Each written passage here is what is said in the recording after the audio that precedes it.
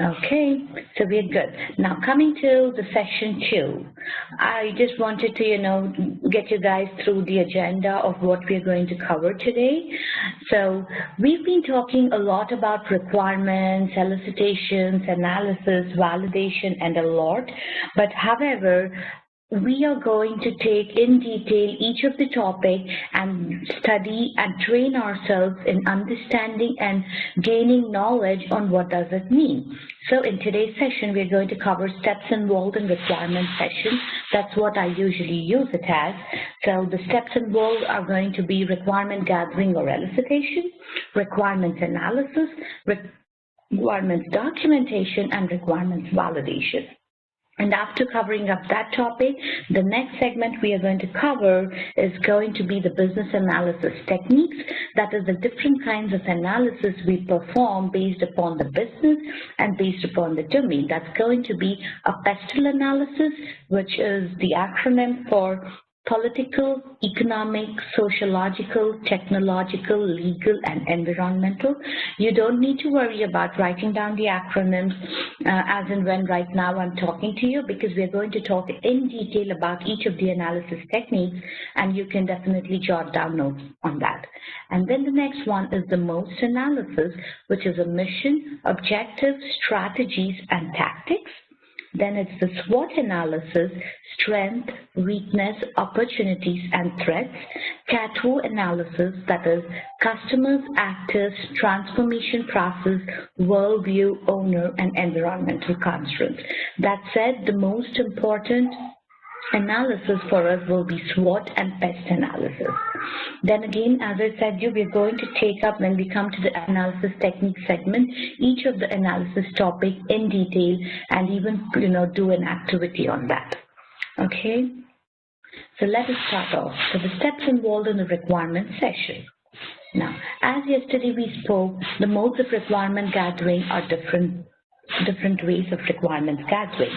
That is chat sessions, face-to-face sessions, conference calls, Skype calls, WebEx meetings. And I'm assuming, based upon the quizzing sessions we had and based upon the training I gave you guys yesterday, all of you are aware of what exactly is done in each of the calls, right? Any questions here? Okay.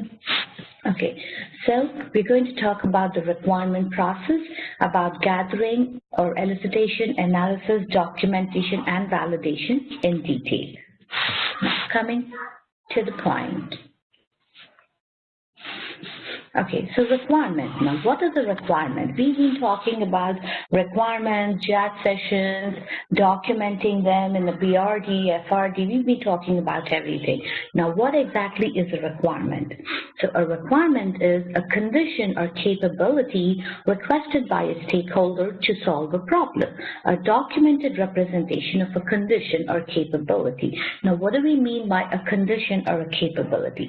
So as I said, in case if we are, say we are developing a web application or a mobile application, irrespective of whichever application we are developing, we need a lot of features in that, right? That is, a lot of capability is required, because if you are developing the app by funding in so many millions of dollars, you should have a lot of capability. That is like the return on investment, what we were talking about yesterday. So when we are talking about that particular app, so we should make sure that we are giving good amount of, capability so that the customers or the end users will be able to use the app properly. Or a condition, that is, now what is my condition? I have a very nice big boutique, but I don't have an online store. So what happens when I don't have an online store? I have a boutique. So my condition is I am restricted only to the local area and to the local customers for the people to come and shop, right? So in order for me to satisfy my condition by developing a website, I am going to request you guys that, okay, what, as a BA, can you please help me out in gathering the requirements and putting forth my condition and the capabilities, what I'm requesting to develop a website and pass it on to the developers. So that is a condition or a capability which is requested by a stakeholder to solve a problem. Right? Any question here in understanding what a requirement is? Now you understood exactly, right, in detail. So you shouldn't have any questions, even if I tell you in the mid of the night saying that, hey, you know what, we have a requirement. Okay, you have to understand what a requirement is from a business perspective or from a technology perspective. Then I said a documented representation. Now, as I said you yesterday, we keep gathering a lot of requirements. We have a lot of discussions to understand what is the vision, the scope, objective, and the goal of the project is. We always have to make sure that we document all that. As we spoke about that, we work on key documents, which is a complete different segment for us, which I'll be covering it for you. But on a high level, yesterday I told you guys about what a BRD is, what a FRD, what a non-FRD is. So these are the documents which we document based upon the needs of the stakeholders. Now, any questions here? Okay. Now, we've been talking about requirements. As I said, we have different requirements. So there are like 4 types of requirements. Okay. The 4 types of requirements are business requirements, functional requirements, non-functional requirements, and technical requirements. So what are business requirements? What are functional requirements? What are non-functional? And what are technical?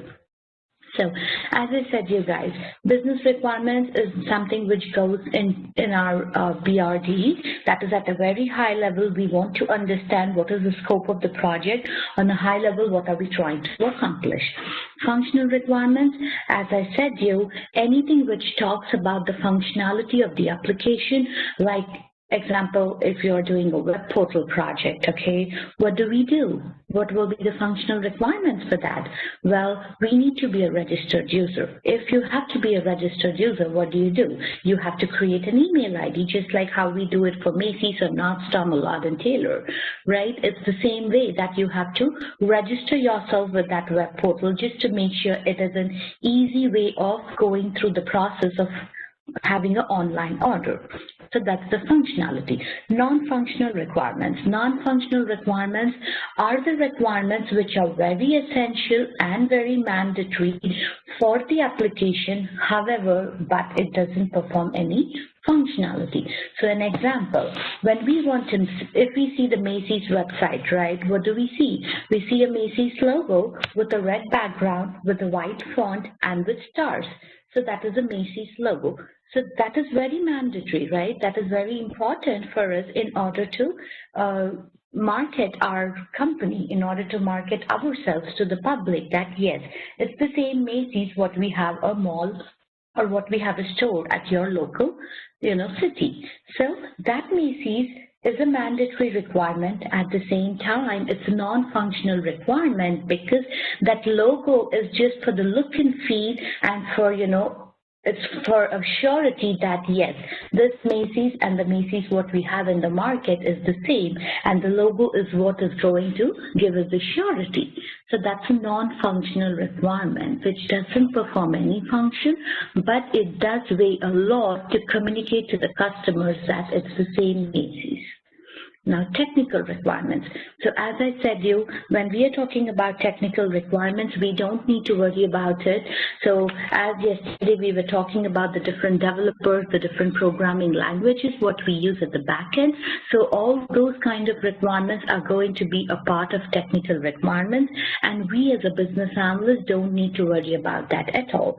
But I mentioned it over here because you have to know that you will be seeing another document known as a technical requirement document, but it is not something what we are going to work on. It's only something which we are going to have a look at it just for our information, but nothing to do with what we are going to perform. Now, any questions here? Okay. Okay, so coming to the first point, as you know, we were talking about requirements gathering and requirement elicitation. Now, what do we mean by requirement gathering or elicitation? It's very simple and straightforward, right? You go, you facilitate the chat sessions, or either through WebEx or either through Skype or conference calls or face-to-face one-on-one discussions, whatever it is, you gather the requirements and you define them. What do you mean by gathering and defining them? As I said, you understand everything from the business, but however, when you are documenting the requirements, you make sure that, you make sure that these requirements are well worded and are mentioned and written and documented in a very clear and precise English language, so that any technical guy, irrespective of he or she following the business jargon, will be able to understand what the requirement is by reading your document. Now, when we were talking about eliciting the requirements, what do we mean by that? That means there are a couple of, techniques what you have to do when you have to gather and elicit even before you get into the next steps of documenting it or validating it or analyzing it. So, document analysis, observation, interviews, brainstorming, requirements workshop, and prototyping. So as I said, we do interviews, that is one-on-one sessions. Now brainstorming, if you remember, we were talking that before even I was suggesting you guys, right, whenever you go for any meeting, whenever you go for any chat session, to be very smart and to look very professional, it's always suggested and advisable that you do some kind of research from a BA perspective sitting right at your desk before you attend the meeting, so that when you go for these sessions of chat sessions or the kickoff sessions or the brainstorming sessions, that's nothing but wherein you try to brainstorm the stakeholder in order for you to get all the requirements what you want. That is known as brainstorming. Observation and analysis, as we spoke about what business analysis is, that is the same point. Now, observation, yes, as I said, when you are doing research, you keep observing a lot of things, right? Like, okay, now, say I'm creating a mobile app. Okay, is it restricted to a specific country, or is it restricted, is it, available for everyone? Now, that is one what you have to observe. Then you even have to observe it, so if it's a mobile app, that, okay, now I'm going to develop a mobile app. Who are the targeted audience? Is it going to be an internal app? Is it going to be an external app? So all these are interlinked and tied up. That is, performing your research before you go to the meeting, performing your analysis, observing what you want, and then what kind of questions can you ask the stakeholders in the interviews or the brainstorming sessions for you in order to get more detailed information upon that. And requirements workshop is nothing but, in other words, it's something like your chat session. So it is a mode of requirement gathering with different terminology. And then prototyping. Prototyping is nothing but creating wireframes. That is just talking to them to know, okay, you are talking that the Macy's page should look like this. Now, who is going to tell you how is it going to look like? So the stakeholder is going to say, okay, you know what, on the screen on the left-hand side, I want a logo. On the right-hand side, I want it as, customer account. And then in the middle, I want all the tabs. And then I want a big header as Macy's. Okay, so as and when they are telling, you have to make sure that you draw that on the paper just to ensure and just to make sure that, it is exactly how they are requesting you. So these kind of prototypes are known as wireframes. Please make note of this. These kind of prototypes, when the stakeholder is understanding you or is explaining you, how should the website or the page look like, you have to keep drawing that, and that's known as a wireframe. When we come to the UML diagrams, I can show you what it is, because you will be drawing these prototypes or wireframes by using the tool known as MS Visio, which is a Microsoft tool, which will be the same tool what we use even for drawing the UML diagrams. So any questions here?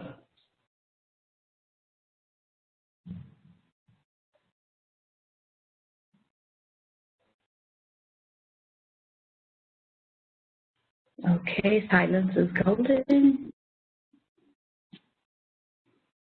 Okay, now next we spoke about requirement analysis. Now, When we are talking about performing analysis based on the requirements we gathered through the different modes of requirement gathering, what do we mean by that? And how do we perform these analysis? Well, we're going to take it up one by one. So analysis. Analysis generates requirement attributes that are used to manage the project thereafter. So what is analysis? There are a couple of activities what you perform whenever you say that we are performing a requirement analysis. Now, how do we do that? So classifying requirements, grouping requirements into logical entities for planning, reporting, and tracking. Classification can be done on a number of dimensions, including source, type, priority, risk, and scope. So let me give you a simple example here. Now, as we're talking about the classification of requirements, what we do is we're going to group the requirements into different entities. So how are we going to group?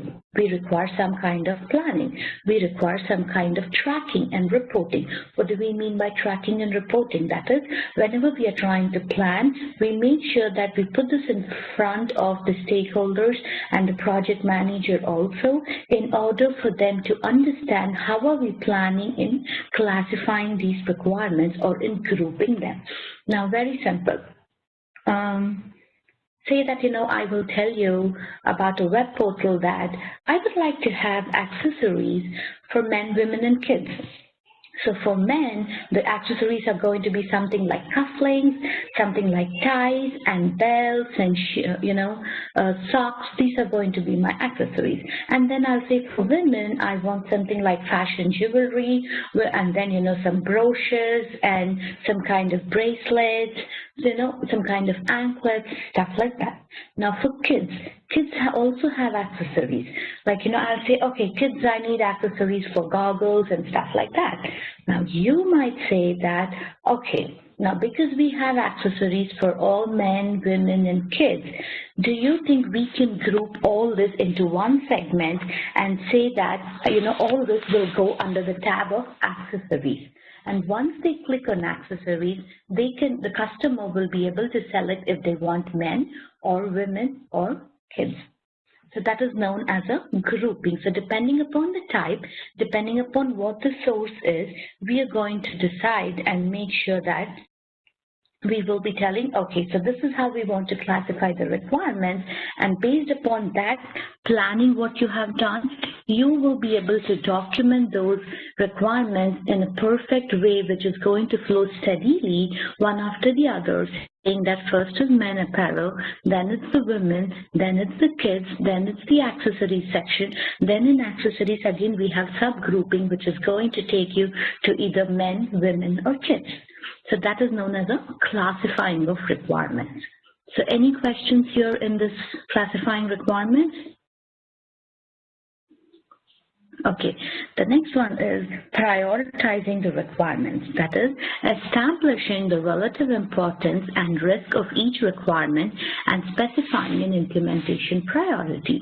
So depending upon each of the requirements, you are going to prioritize that, okay, what is going to be the first one? So for example, I will say, okay, you know what, I want my website to look like this, to look like that, and then when it comes to the holiday season, I want to have another tab which is going to talk about Thanksgiving, which is going to talk about Christmas and President's Sale, and now because April is coming in, I would like to have a special Easter sale.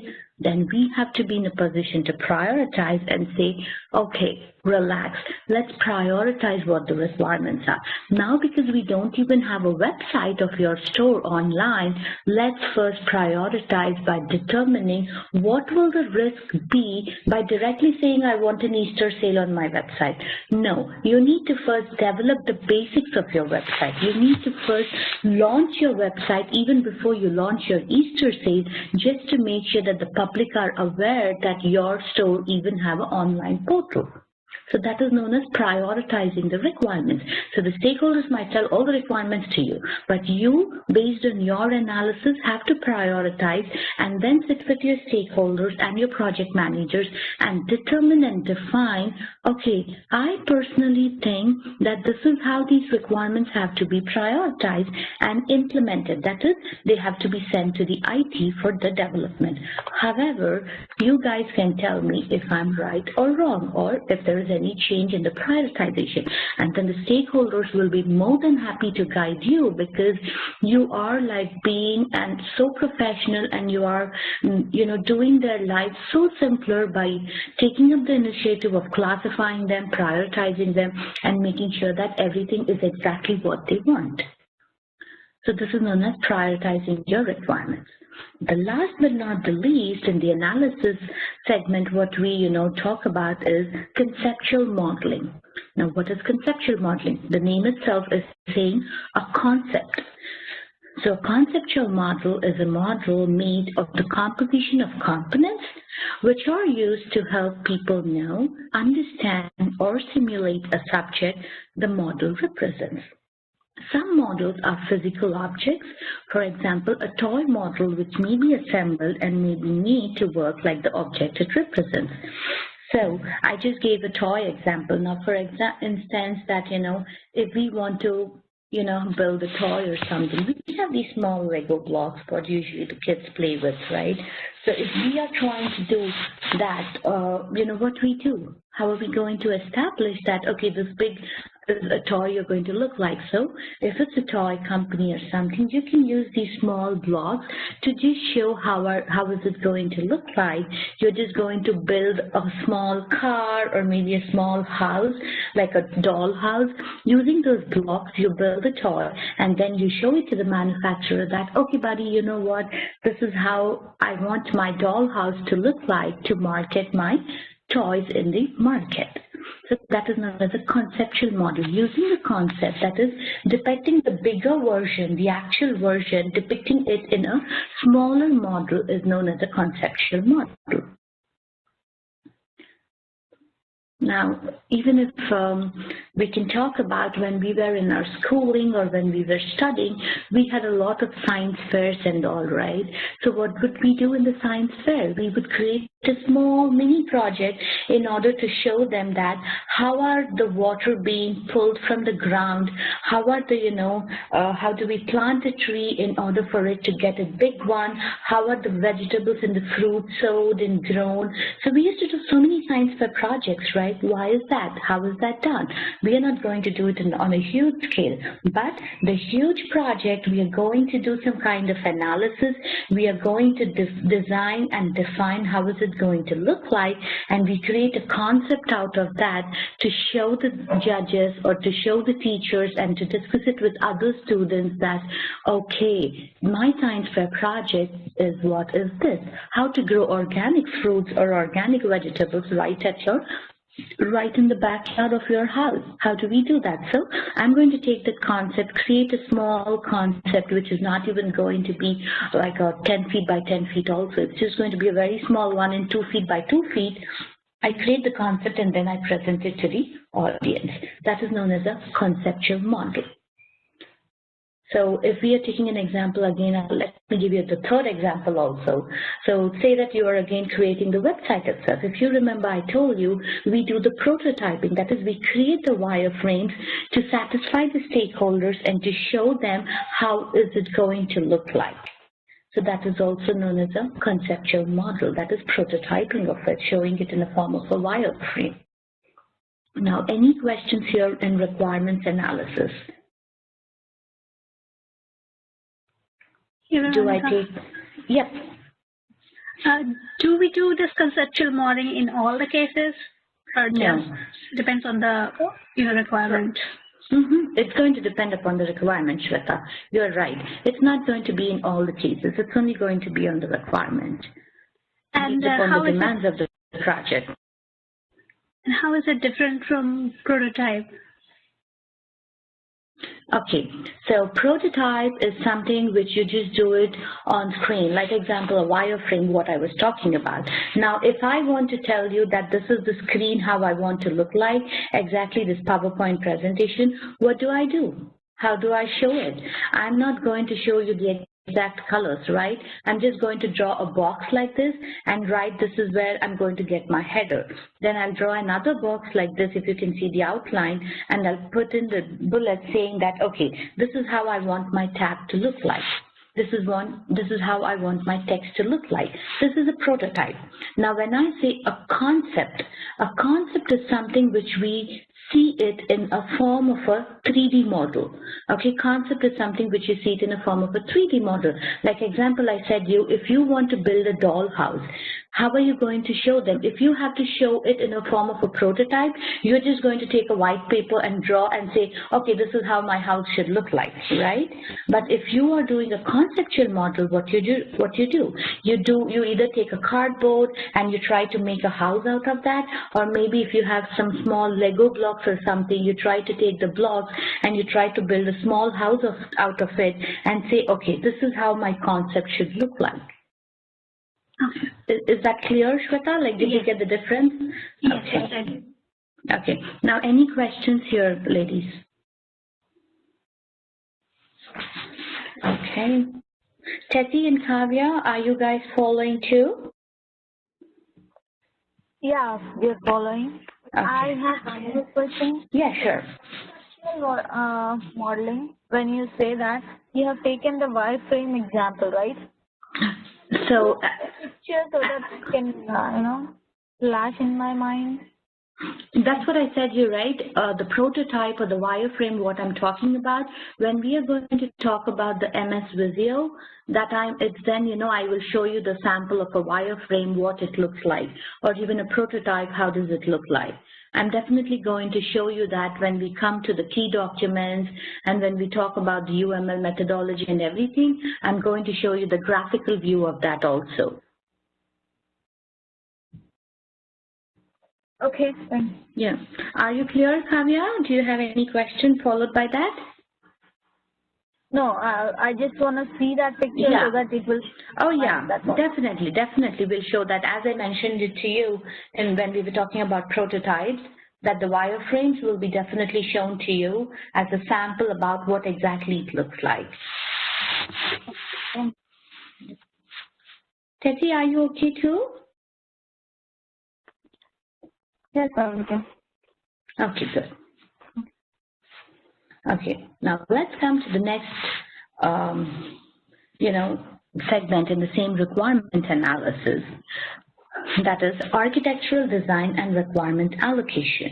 Now, this is just an analysis from a requirement perspective, but once again, this will be done by the technical guys. So we as a business analyst don't do anything because it's all about the back end.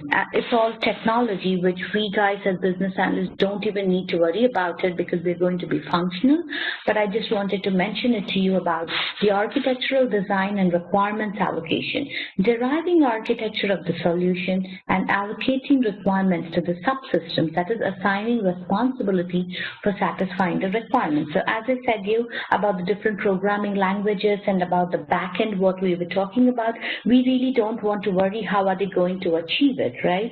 We just want to know what we have to achieve, how should it look like, but how are they going to achieve the look and feel and the capability and the features in the application, only that one we are going to think about. So that is known as an architectural design. So anything which they are going to do from a technical perspective, this is usually done by the IT lead who is going to talk about what kind of programming languages are required, what should they do at the back end for getting the, for satisfying the needs of the requirements and the stakeholders. IT lead does that and not we as a BA. Okay. The last but not the least in this segment, requirements analysis, will be requirement negotiation. So another name for conflict resolution.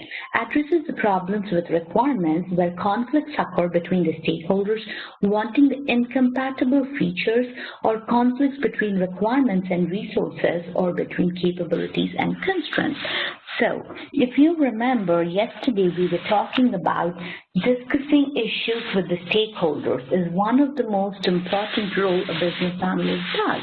That is, if you remember, I said you that now from a technical perspective, the stakeholder might not understand in detail, right? And even we as a business analyst might or might not understand that some features are incapable, maybe because of whatever reason. Is it because they don't have proper resources or they don't have proper expertise on that, and they might, require another 1 or 2 weeks extra in order for us to get those expertise and in order to make sure that the features what are not possible now will be provided at a later stage. So for example, if you remember, I told you that if the stakeholder says that I would like my screen I would like the output of my, requirement to be A plus B equals to C. Then the IT, when they perform their analysis, when they perform their research, they might come back and say, hey, you know what, Shweta, I would like to discuss this with you that the requirement says A plus B should equal, should be equal to C. But however, based upon the requirements and based upon the conditions what we have from an IT perspective, it's not exactly possible. Then you might say, okay, if it's not possible, is it possible to get the same output in a different form? If yes, how is it going to be? Is it that we have to tweak the requirement a little bit, but still satisfy the stakeholders' needs, or is it that it's not possible at all? So whatever the condition is going to be, the IT is going to make you understand, and at the same time, it's not that you will be conveying the whole message in detail. You are going to go back to the stakeholder and say that this specific requirement is incompatible, either whatever reason the IT had given you. However, I would like to schedule a meeting with you guys and get my IT lead to the meeting so that he or she can make you understand what the exact problem is and can give you another, kind of negotiation saying that if it's not exactly what you are looking for, we can give you something similar to that, which is not going to affect your business. Then you schedule a meeting, you take the IT lead along with you, you go to the meeting and you try to convey the message to the stakeholder, then the IT lead will pop in, talk to the stakeholder, explain them, and then you get a go from there. So that is known as a requirements negotiation. Now, any questions here?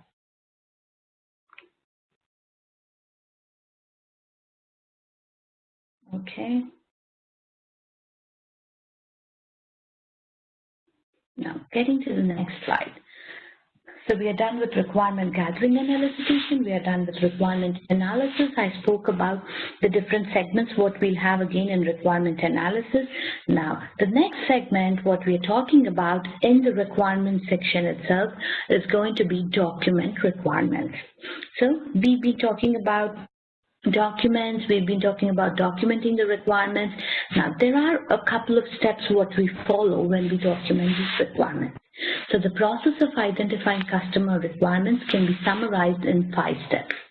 Step 1, recognize that a need or problem exists. That is a need. Now, when I say need or problem, it's not that every need is a problem or every problem is a need. Basically, if it is going to be an existing project and if you're doing any kind of enhancements or any kind of updates to the existing project, then you say it as a problem, because maybe the problem is that, the system is too outdated and we want to, revamp the website. We want it to look more fancy. So that might be considered as a problem. So recognize that a need or problem exists. So a need may result from a new business process. A problem may also lead a customer to identify a need. So when I say a problem may also lead a customer to identify a need, as I said to you that if it's an existing website and I want to revamp it, why is it that I want to revamp it? Because I want to make sure that I am meeting the customer needs. I'm making sure that I incorporate the change what I analyzed in my business to make sure that I reach my goal, I reach the success of the project. So that is known as A problem may also lead a customer to identify a need. Some common problems are a high rate of errors, demands in current system exceeds capacity, or an unacceptable delay in delivering a project. So usually some websites, if you remember, we were talking about, if it exceeds the limit, that is, I say, okay, my website is really a small one. It's not that I'm a very huge company like Macy's or Lord & Taylor, but however, I have a very small boutique which I want to have an online store for. So I will then say that, okay, this particular, website, what I have, as soon as it reaches the targeted audience, that is the capacity of audience who can look into my website at the same time is not going to be more than 200. So once it reaches the 201 customer, that means it's exceeding the capacity of what my web page is going to hold for. But initially, I want to only do that. Basically, it might be any reason. It might be because of the budget constraint I have, or is it because of whatever, need I want to just satisfy that particular, customer quantity. So future, if I think I have to develop it because my, I always get that, it's being exceeding the capacity, that it's always more than 200 customers who are viewing my website at the same time, then I might say that that is a problem for me, and I will try to put it forth in front of you. So it's going to be whenever the stakeholder is going to give you the requirement and you gather it, and when you perform your analysis, elicitation, and validation, gathering, elicitation, and analysis, then you define that if it is a need or if it is a problem, or either it is going to be an existing one or is it going to be a new one. Okay, so that is recognizing a need and a problem. Then define the need or the problem. Name and define the need or problem in measurable, performance-based terms. A possible reason for an unsuccessful system is that the system solves the wrong problem. The problem must be clearly defined so that all the team members are working towards solving the same problem. So as I said, documentation skills are very important for us, as a business analyst. That is, whatever requirement we gather, whatever kind of analysis we do, we have to make sure we document that in our BRD or FRD, non-FRD, whatever kind of requirement document it is.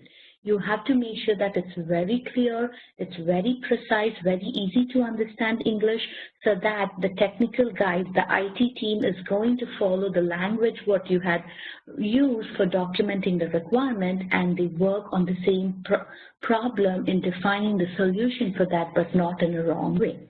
That is known as defining the need or problem. Now, state objectives. Develop clearly stated business objectives to address the need or problem. For example, do you want to develop a new system to meet the need or simply upgrade the existing system? The objectives must be identified and agreed upon by all the team members. As I said here, whenever we attend the first session, we have to understand from the stakeholder the scope, vision, and the objective of the project. So if you remember, if you see that I, gave you a very example that you first have to identify that, is it going to be a new project on the whole? So is it going to be a completely new web project, or is it going to be an existing website, but you want to upgrade it, you want to revamp it to make sure that you are up to the market standards and are incorporating the new technology, what you're getting in for the customer needs. That is known as state objectives. Next one, identify the customer requirements. So step 4 is identifying the requirements. That is, develop and agree upon customer requirements for the new system.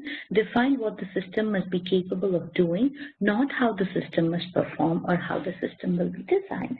So this is what we've been talking about from the beginning, right? Whenever we are trying to gather the requirements, we are trying to define, we always have to make sure that whenever you're doing the requirements, the stakeholders and all the team members will agree upon whatever kind of requirements we have gathered and documented to make sure that we are capable of satisfying the needs of the stakeholders or satisfying the needs of the customers. Now, last but not the least step is identifying the constraints affecting the requirements. That is, constraints are factors imposed on the solution by the environment. Constraints may include budget restriction, hardware limitation, or human weaknesses. People may have their own personal objectives, lack of training or lack of management commitment or other human constraints. A major constraint in meeting all requirements is lack of time. That is, as I said, whenever we are gathering the requirements, we are trying to identify them and decide what is the milestone of that project. That is, when are we targeting to deliver that. So you have to make sure that you put everything very clearly in front of the project manager and the IT lead. For the project manager to make sure that we have enough budget to cover it for those coming months, and we have enough, the project manager also have to ensure that we have proper resource planning in order to meet the deadline on time. And now what does IT lead do here? IT lead makes sure that, okay, so based on the requirements, what Tessie had gathered, from the stakeholders, it looks like we need expertise in a particular technology. Do I, as an IT lead, have those resources? If yes, bingo, well and good, I'm going to provide. If no, then I'm going to get in someone either from an existing company or maybe hire a contractor and make sure that, I have proper expertise, and then everyone has got enough amount of time and we don't have any time constraint, budget constraint or resource constraint, and we will be able to meet the milestone for the project. So these kinds of constraints are always advisable. Whenever you document the requirements, you have to make sure that is the reason you always have to make sure you're the project manager, the IT lead, all the leads are always in the meeting to ensure that we don't face any kind of constraints, irrespective of you also, as a business analyst, you might have a lot of tasks on your plate, but still you have to make sure that the time, what you are going to put in is really going to be a valuable time by documenting everything what you gathered across the table and put it forth again in front of the table to make sure that everything is defined clearly and documented clearly. Now, any questions here? Now, do you guys want to make a note of these steps at a high level, or do you think we are good for getting into the next slide? Let me know if you guys want to jot down the notes. I can definitely go to the previous slide, and then you can make what step 1, step 2, step 3, step 4, step 5 are, and then you can definitely make notes on your own. Veronica, could you please go back to the previous slide? The one. Yeah, sure. This one, Tessie? Yes.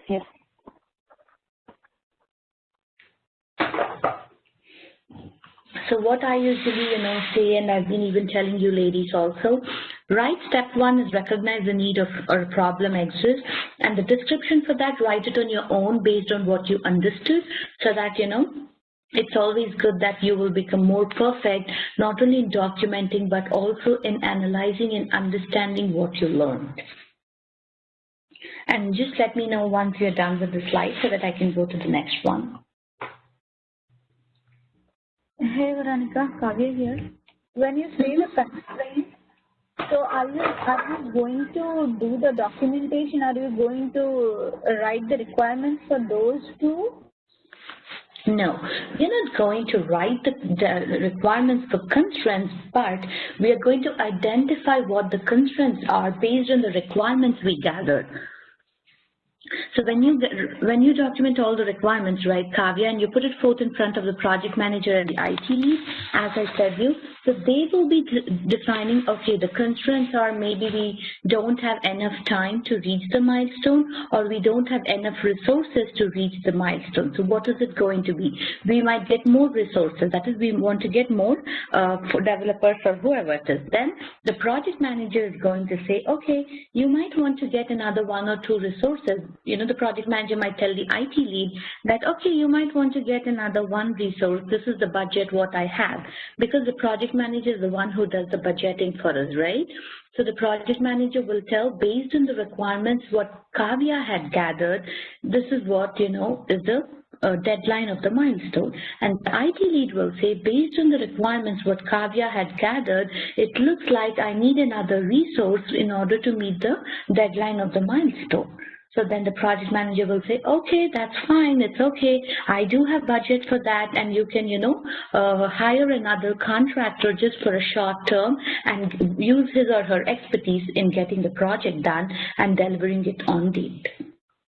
So that's the constraint. So you are not going to document what the problem is. You're only going to document what the requirements are, and based on those requirements, the constraints are going to be identified and they're going to be solved. Is it clear, Kavya? Yeah, it's clear. Okay. Hey, Tessie or Shweta, I'm sorry, I can't hear you guys. Shweta. Yeah, Shweta. What is the difference between step 2 and step 3? Aren't they the same thing? Step 2 and step 3. Okay, step 1, you recognize what a need or a problem is, right?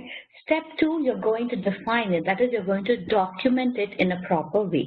Now, step 3 is objective. That is the overall objective of the project. Now, what is the overall objective of my project if I have to develop a mobile app? The overall objective of my project is I want to develop a mobile app which should be accessible by any person sitting anywhere in the world. That's the objective of my mobile app. But whereas, But isn't it same like defining the need? well, this is going to be, Shweta, step 1 and step 2 are going to be based on each of the requirements for us. It's going to be for one specific requirement, requirement 1, requirement 2, requirement 3. Objective is the overall objective of the project. It's on a whole. Like, a very simple one, let me tell you. Now, the objective is for me to construct a new house. I want to really live in a mansion. So the objective for me is to building a good mansion. But recognizing the need or defining the need or problem is, how am I going to do? I'm going to go to each of the rooms, say for my living room. Then say for my living room, I really want, good ceiling with high ceilings and all. So that is the need for me. Okay. And then I will define that need. Then I'll get into my, say home theater. In home theater, what do I want? I want nice recliners. I want nice big screen. So that's the need. So my need for living room and my home theater is varying, right? It's not the same, right? But the main objective for me is I want a big house. And in order to have a big house, in order to have all these needs of the room and all, my objective is I really need a big house if I want so many rooms and if I want so many features in my house. Did you understand that basic difference? It's like, very thin line, but you have to be very sure about the difference. So that's what I just gave you a generic example of objective, building a mansion, recognizing the needs that I want really high ceilings in my living room, defining the need, I want to make sure that I have good amount of ceilings, and if I have that good amount of ceilings, is it really going to create a problem? Like if I have a duplex house or something, how is it going to be if the living room ceilings are too big, and how are they going to do? So then after all that is done, if there is something architectural needed, then I'll not know that, right? I want to hire an architect who is going to solve that problem for me. But as a BA, I'm going to recognize, or if you are my BA, you will recognize what are my needs and what is my objective. When you see the ground zero, you are going to come and ask me, what is your objective? Building a small house with a lot of backyard and front yard, or building a big house or a big mansion with a small backyard? That's my objective. Then you will ask, what are my needs? You will try to recognize my needs, then you'll try to define them. So is that clear, Shweta? Did you get the fine line between step 2 and step 3? Yes, I do. Okay, good. Tessie, looks like you have a question.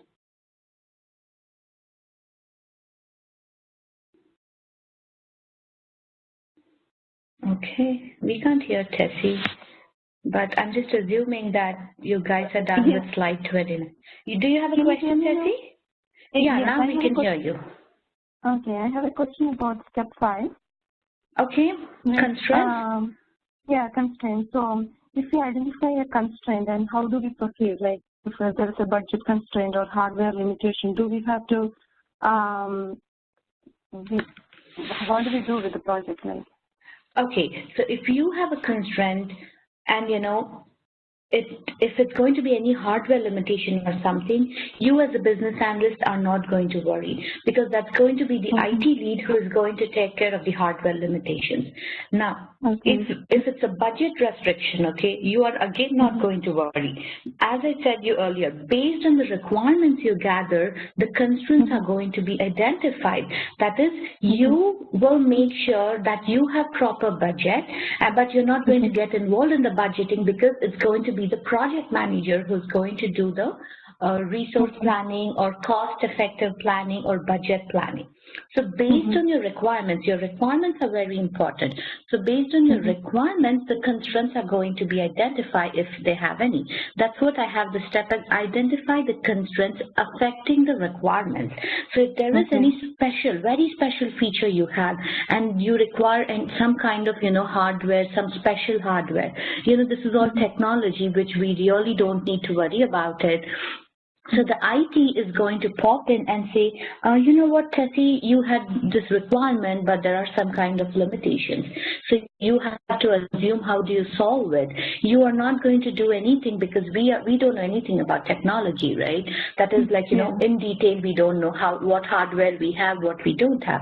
So it'll be the IT lead and the project manager who will be deciding what kind of hardware we already have. If we have any limitations, we require some kind of new hardware. Does the budget of the project, exist? Like, do we have budget for putting in the new hardware? Then it will be those two. You only have to sit in those meetings for you to understand, because your main goal is what? Satisfying your requirement, right? So you really don't need what are they going to do, how are they going to do. Either they're going to break their heads or fight between the two. For the budget, we don't need to worry. But we sit in those meetings just to make sure that our requirements are satisfied. Yes. So is that question clear for you, Tessie? Did I answer your question? Okay, yes, good. Yes. Thank you.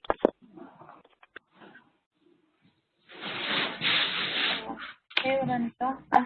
Go back to the slide 26, I guess. 26?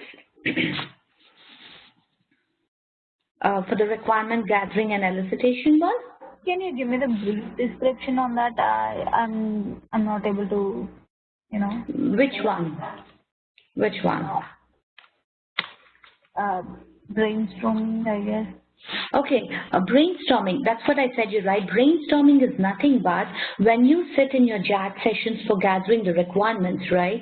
So as I said you that, if I am the stakeholder, okay, and I say I want to just have a mobile app, so you as a business analyst, you do the brainstorming for me. That is, we do the brainstorming session between the two of us by asking a lot of questions. So you as a business analyst have to ask me questions like, okay, you know what, Veronica, you said you want to create a mobile app. Who are the targeted audience? What are the targeted languages? What are the targeted countries? Do you have any restrictions of the audience? Is it going to be an internal mobile app just for, the employees of your organization, or is it going to be an external app? If it's going to be an internal app, what are the different departments who are going to be using that? Now, as I said, once you get into an organization, you work with different departments, right? So you have people in IT, you have people in business, you have people in sales department, people in purchase department, people working for HR, and people working only on payroll stuff.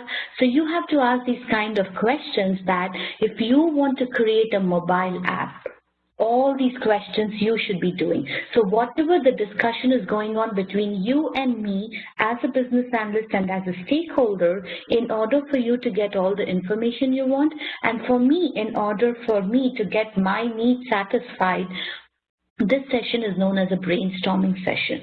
Brainstorming is nothing but gathering requirements, in any mode, whatever you decide, either that be a chat session or that be a face-to-face session or that be a WebEx or a Skype call, whatever it is. Brainstorming is nothing but trying to get whatever is there in my brain out on the paper and trying to get whatever is there in your brain out on the paper to make sure that we both have a good understanding of the requirements. Okay, I get. But thing is, I need to analyze these things well in advance. If once the IT team starts developing, so if I get any doubts, I can go anytime and ask them, right? Because when you say them, who do you mean by them? Stakeholders. See, that is what I said you initially. That is the reason you have to do some kind of research from your side also before you go to any of the meetings, because it's not really a good thing on our part to always reach out to the stakeholder for every small thing. Now, every day you might have a question. That doesn't mean that you have to go to the stakeholders. That is the reason you have to do some kind of research and analysis even before you attend the first session of yours with the stakeholders. Because anyway, right? Your manager is going to tell you that, you know what, Kavya, you are going to go and meet the stakeholder named Veronica.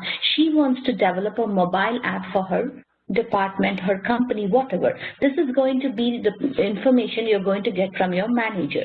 What you have to do a lot of homework before you go to the first session and before you come and meet me, like all these kind of questions. You are going to make a list of your questions.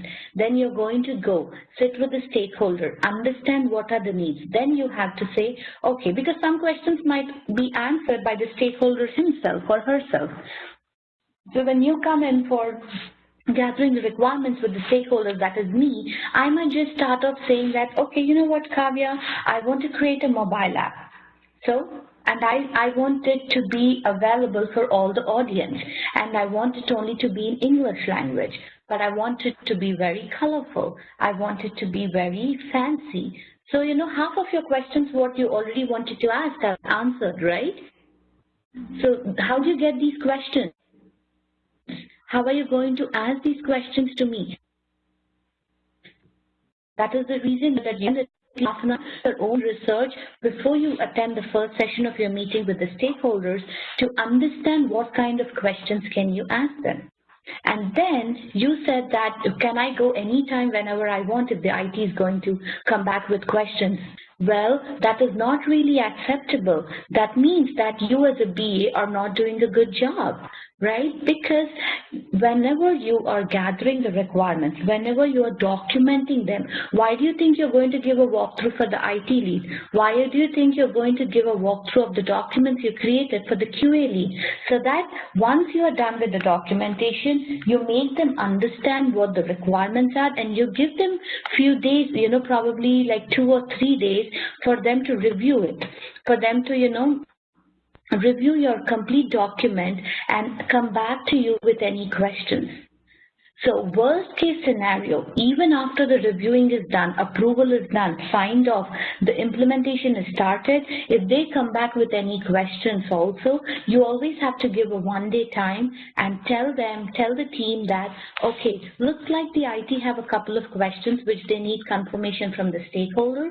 I'm giving another 1-day time. Please review the other requirements and please make sure that if you have any questions, you're going to reach out to me so that in a daytime I'm going to schedule a meeting with the stakeholder and clear all the questions at the same time. So if you remember, I told you that we cannot keep on going to the stakeholders. If we keep on going, that means that we are not doing a good job. So that is the reason we want to finalize everything at the same time before it goes into the implementation part. Again, worst case scenario, even if the IT comes back to you with questions, don't worry. Try to document it everything at the same time. Give them a 1-day time so that they will go and review and see if they have any other questions. If they say, no, these are the 5 questions we have, and it looks like we are well and good, So then schedule a meeting with the stakeholder, try to request a half an hour time or something and clear that up with you. If you will be in a position to answer that, go ahead and answer those questions. You only have to go to the stakeholder if you don't have an answer for yourself. Otherwise, you will be well enough and well versed to answer the questions whatever IT have, and they can start getting implemented. Okay. Yeah. Yeah, sure. Can you tell me the brief description about prototyping? Prototyping is what we spoke about, right? About the wireframes, what I was telling. Now see, very simple prototyping. If I want my website or my screen to look like this, Kavya, what do? How do I tell you how should it look like? Right? What do I tell? I say, you know what, Kavya, on the top, I want my header to look like this. Okay, and then in the body, I want my body to look like this. I want like 2 subpoints wherein it is going to say to gather and then techniques. When I click on techniques, it's going to give me a list of what are the techniques to elicit the requirements. So you as a business, I'm only going to tell as a stakeholder that this is how I want my header to look like. This is what I want 2 bullet points to look like. So you as a business analyst will be creating the prototype for that. That is, you will be creating a wireframe by putting in a box on the top, just like how you're seeing. You know what, let me tell you how does a prototype look like. Can you see this? Can you see boxes? Yes. On my screen? Sorry? Is that a draft? So this will be a prototype. Your prototype is exactly going to look with no colors, okay? You're not going to get these background colors.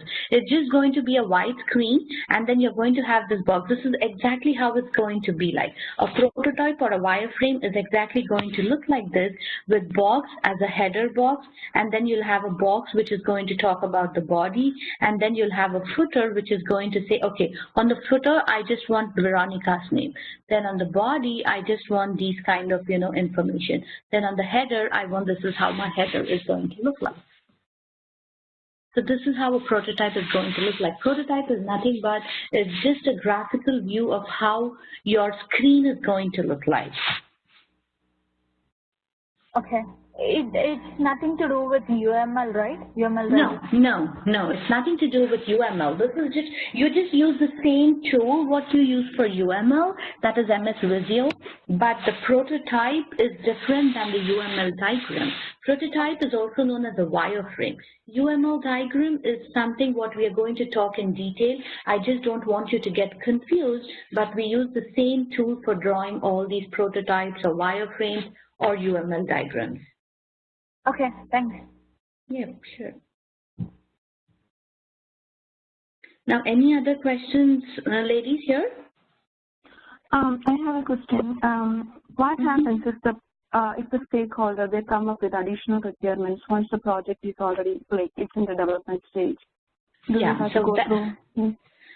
No, that and what we do is we say it as a phase 2 project, Tessie, and then we say them that if you have to incorporate this new requirements, we are not going to meet the milestone of the project because everything is all done. You have to ask the stakeholder that if the stakeholder is okay to take these requirements as the phase 2 of the project. So what we do is till the development is all done and it's rolled out in the market, you are going to do your requirement gathering, the analysis, and then you are going to do these walkthroughs and sign-offs, and you're going to keep the whole document ready for phase 2, so that once the phase 1 of that project and all the requirements what you gathered before are satisfied and implemented, you just give these requirements to the developers and say that, okay, we have a phase 2 of the same project which we are just done. Can you start working on this? So that is how you do. Yeah, you definitely, many times, even it happened on the projects what I was working in, Tessie, that the development would start, it would go half the way, then they would come back and say that, we have more requirements. So we used to do, like we used to sit with the IT and see where in the, like how far along are we in the, project. If these requirements can really be incorporated, if it's going to be an issue, then we are not even going to incorporate, but we are going to go ahead and gathering the requirements, doing the analysis, eliciting them, documenting them, and we're going to keep everything ready till, the developers are done with the implementation of the previous requirements. and then we give this. So we just have to mark the project name is going to be the same. It's just going to be, say, like, you know, Tessie website. Imagine that, okay? So like the first one, what then you're going to do is you're going to say Tessie phase 1, Tessie phase 2. So that it will be easy for us to identify that, okay, the name of the project is Tessie, but we have different phases in order to satisfy the requirements. Okay. Now, it also happens that, you know, when we are talking about SDLC, that is Software Development Lifecycle, we have a methodology which we use most of the time for bigger projects, Tessie, wherein the requirements will be gathered itself in different phases. So if this is the case, like how you said, right? So whatever the next, like phase 1 is done, phase 2 is done. So in phase 3, say that phase 2 phases are already done. The stakeholders come back and say, Tati, we have more requirements. So you're going to just add this in phase 3. So it's going to be done in different segments for us. I'll even talk to you all that in detail when we talk about software development lifecycle. Probably the session, the segment, you know, based upon how we are going, it might be next week for us.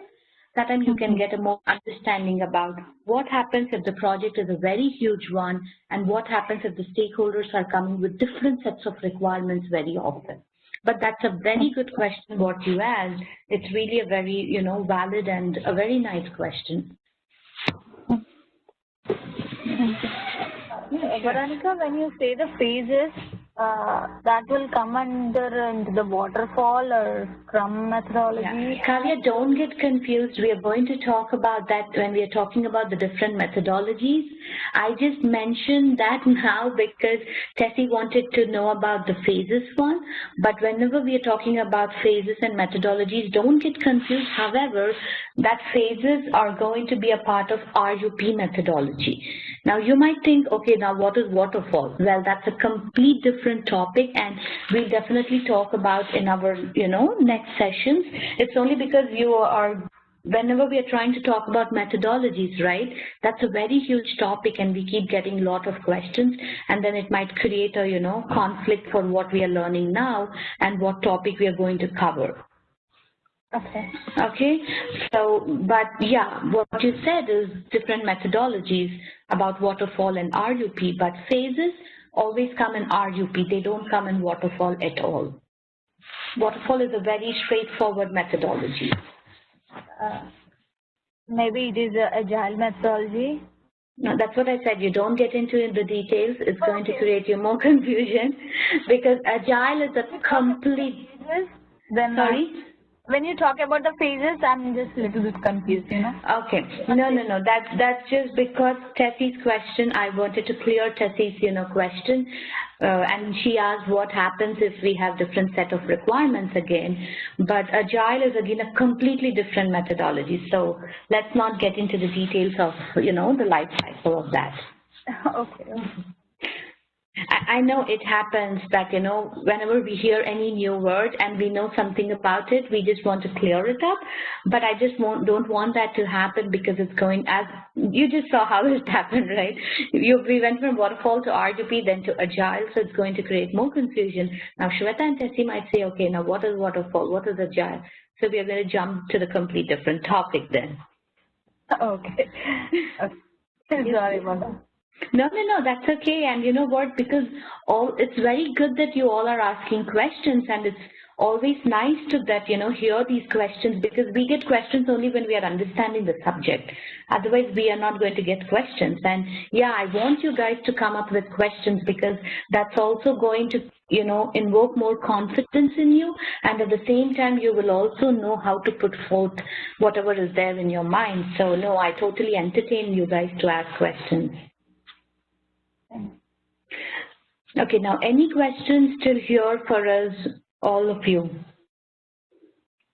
Okay, now last but not the least for us in the requirement phases are validating the requirements.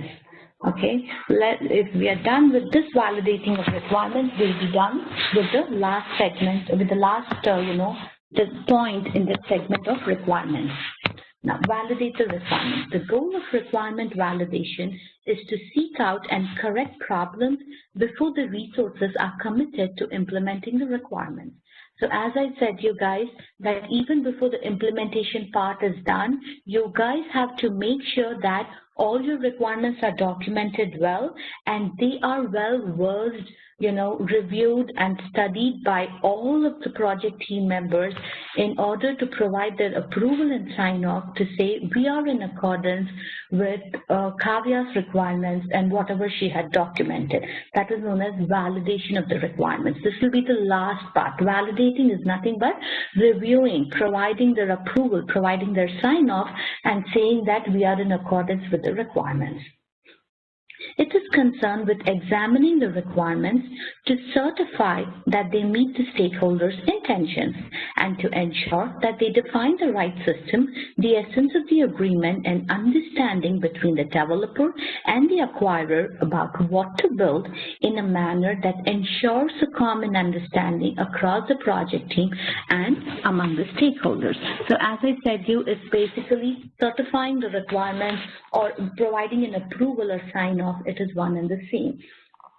So you guys have to make sure that it's again just a repetition as we've been talking about it, that you have to make sure you do your gathering, eliciting, analysis, documenting it, and then making sure that the stakeholders, as I said, you have to even provide or give a presentation and a walkthrough even for the stakeholders for all your documents to ensure that exactly what they have in their mind is on the document.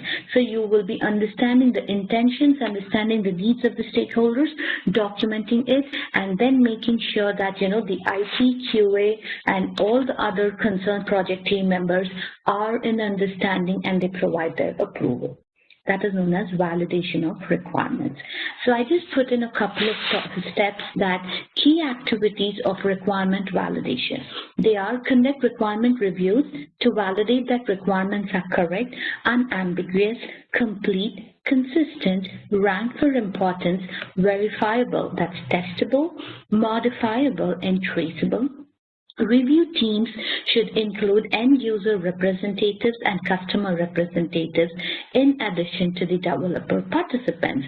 So this is nothing but, as I said about the review meetings or giving them a presentation to the stakeholders, giving them a walkthrough of the documents.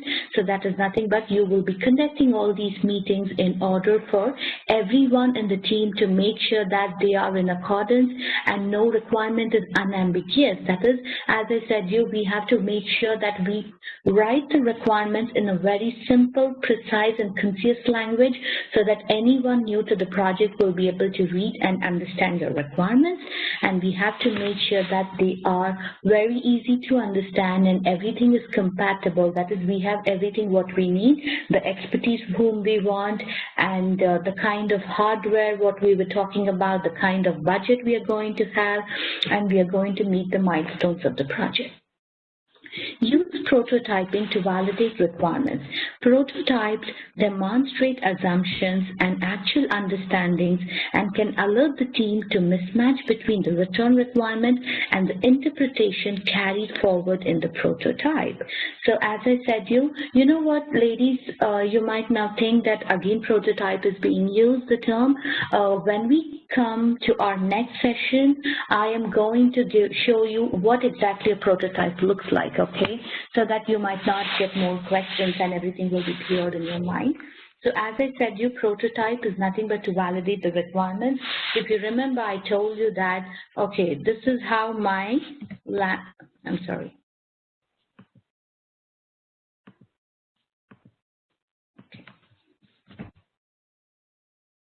Just trying to again get it. Okay, so I'll say this is how my prototype is going to look like, wherein on the top I'll have my slide number, and then I should have my header, and then I should have my body, text body, and then I should have my footer. So this is how my prototype is going to look like, and then you guys are going to make sure that all the requirements what I gave you, that on the, I'll just say on the right hand side I want the slide number, then in the middle I want the header of the page, then I want the body of the text, then I want the footer, but the footer, note what I'm going to have, either the name of the candidate or anything, say that it's going to be like say Zarantic LLC or something, the name of the company. So everything is going to then be from the left-hand side. I'm just going to say that you as a business analyst have to understand my requirement and draw this prototype exactly like how I'm showing it to you on the screen, and then you have to validate it with me as a stakeholder, and at the same time you have to make that understand. So even if you write and then you draw the prototype and put it in your documentation, that is in your FRD, what the technical guys do, they read the requirement, they see the graphical view of it, and then they try to map it over and they try to understand that, oh, okay, so Kavya had said that on the right-hand side it should be a number. Then they'll see the prototype and they'll say 31. Okay, so that should be the slide number. Then the next one, Kavya had said that we want the header to be in the middle. Then again, I'll understand by seeing the prototype that this is how my header should look like. So this is known as a prototyping. You need prototypes depending upon the requirement. As Tessie had asked before, or I think Shweta, that does every requirement have a prototype? No. All the requirements don't need a prototype, but some requirements do need a prototype. Example, to show how the look and feel of the page should be like, you need prototypes, so that in order for you as a business analyst to convey exactly what you understood, and in order for me as a stakeholder to get an understanding that yes, this is how my page is going to look like, and I'm satisfied. Then I validate it. That is, I confirm it, I certify it, I approve it. Okay, then validating the conceptual models developed during analysis. If you remember about the conceptual model we were talking about in the analysis phase, but at the same time, it's not mandatory. If needed, you might have to prepare a conceptual model. If not, don't worry about that at all. And most of the IT projects, like, if you are going to create a mobile app or maybe a web project or something like that, we don't even need a conceptual model, but we need prototypes and wireframes if it's a project, something similar to that. Plan how each requirement will be verified. That is nothing but, as I told you, that the QA team, quality assurance team, are going to write the test cases, and we guys as business analysts will be verifying that based upon the business requirements what we had written. So that is nothing but validating the requirements, making sure that all the test cases what the QA had written are being in accordance and satisfied to the business requirements what we have. Now, any questions here in validation of the requirements?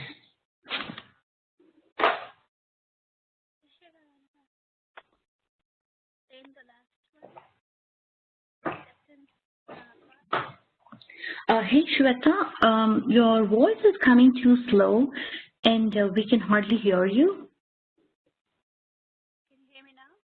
Yeah, now we can hear you. I'm sorry, can you come again? I was asking about the last one, the plan, how much requirement will be verified? Yeah, sure. Sure. So as I said, you plan how each requirement will be verified. That is, now you have a lot of requirements, right? You say that I want this capability, I want this functionality, this is how my website should look like. So you as a business analyst will be performing UAT, right? If you remember, I told you, you will be even testing the functionality of the application before it is rolled out into the market to make sure that all the requirement needs are met. So the QA is going to do their testing. The QA is going to do their testing by writing their test cases. But you also have to make sure when the QA does their part of, test cases, that is nothing but test cases are, you write business requirements, right? That, okay, feature one is I would like the background to be in red in color, and I would like the text to be in white. That is one of my requirement. So that is how I write it. And then the QA write the test case saying that, on page on page 55, make sure that on page 55 we have to ensure that the background of the slide is red in color with text in white font.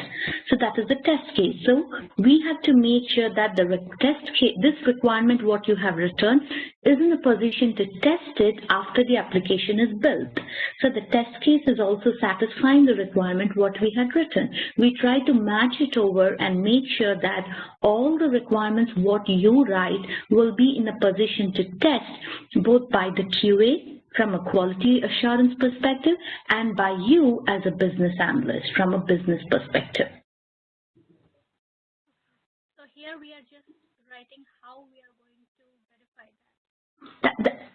Well, you're not even going to write anywhere that how you're going to verify it. That's just an activity what we require for validation. That's just what you're going to do. You're not going to document anywhere that I'm going to match this requirement to the test case what Tessie had written. No, you're not going to mention that anywhere. It's just an activity what you're going to perform once you know the test cases are written or once your requirements are written. Whenever you are going to validate, whenever you're going to review, it's not that, because you wrote the requirements, you are not going to review them, right? You are also going to review. So from a BA perspective, you are also, when you review it, you think, okay, yeah, this functionality can be tested. This functionality can be tested. If we say that we want to create a login, right, that functionality can be tested, yes or no? Yeah, right. So then when we say that, we want to select an item and add it to the cart, that functionality can be tested, right? Yeah, so that is how you have to just plan to see, okay, you know what, now because the requirements are done, all these requirements can be tested. So once the QA says that the test cases are done and they'll come back to you, because you already have in your mind how to test it, you just have to plan it.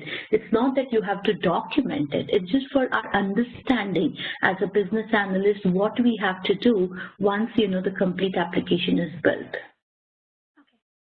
It's just like an activity what you're going to perform. It's not something what you have to document it. Is that clear, Rishwata? Like, did I answer your question? Okay.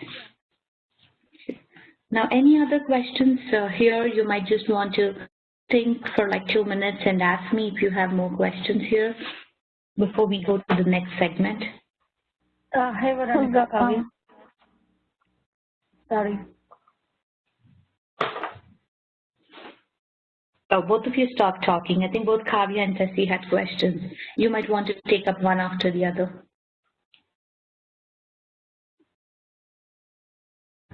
Okay, I'll go. The thing is, when you say the activity, so the test cases, everything will be written by the testers.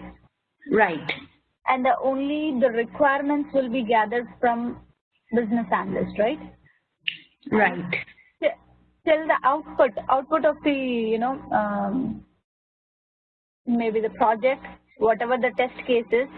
So those test cases we are not going to write anywhere, like business analyst. No, the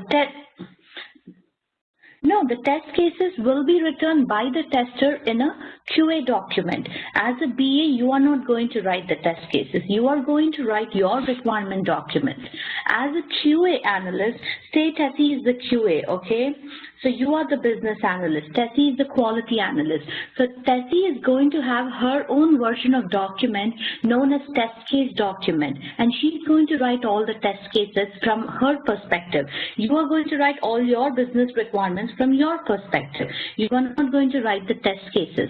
But Tessie from a QA perspective is going to review your document, and Kavya as a BA from a business analyst perspective is going to review Tessie's documents just to ensure that, test cases and requirements are gelling in well.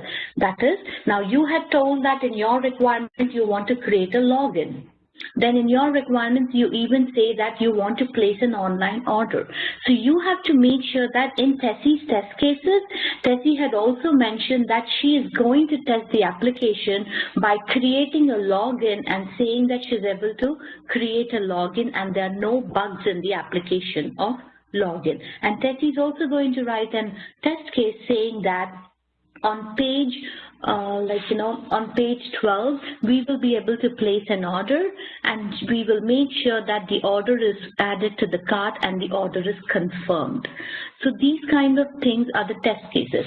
Business analyst writes the requirements, QA analyst, quality analyst write the test cases. In other words, they are just a different form of writing, but the output is, your output is going to build the application, and Tessie's output is going to test the application to ensure that there are no bugs and the application is running very smoothly, like how today, if you just get into apple.com, how smoothly the website will run without any questions, without any issues, right? So Tessie's job is going to be to test the application to ensure that the website is very clear, very smoothly running without any issues and bugs. Okay, thanks. Is that clear, Kavya, for you? Like, did you get your answer? Yeah, I got it. Okay. Tessie, you had a question too, right? Yes. My question is like, for validating requirements, is there going to be a different session with all the stakeholders and QA teams, or Well, just like that? Well, to answer that question, it's basically nothing but when you are giving a walkthrough, when you're giving a presentation to review your documents, right? So you take a day or two for giving a review and a walkthrough of your documents, then you give a day or two for them to just sit at their desk and review the document and provide your approval. So all this part, this activities, what all you are doing of giving them a walkthrough or giving them a presentation, then giving them 2 days time to review it from their side on a personal note, all that is known as validating. Okay. Yep. Any more questions here? In this complete segment, any other questions like either say, requirement gathering, elicitation, analysis, documenting, validating them? Any questions? Okay.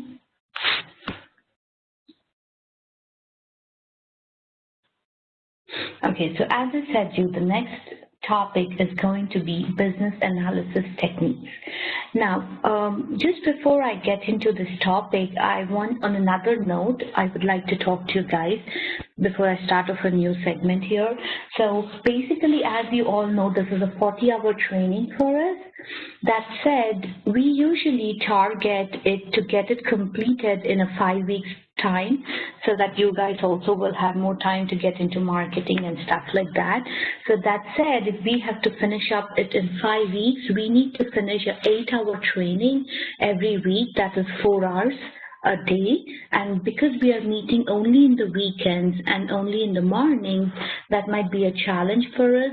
So I just wanted to get this topic to you ladies, that if you are available, we can take up a 2-hour session in the morning, say 8 to 10 CST, and then again a 2-hour session in the evening, 5 to 7 CST. So 4 hours on Saturday, 4 hours on Sunday, and then we can wrap up the whole training in 5 weeks. So can you guys know me your availability, and are you okay with it? And how does your schedule look like, so that we can have a 2-hour session and we can get it done in 5 weeks? Otherwise, it's going to be a very long one, which will go on for like 7 weeks or something. And definitely sitting for 4 hours at a stretch is too challenging for all of us. So we might just want to take a 2 hours in the morning, then take a break, then again 2 hours in the evening, and finish it up, the 40-hour session for us.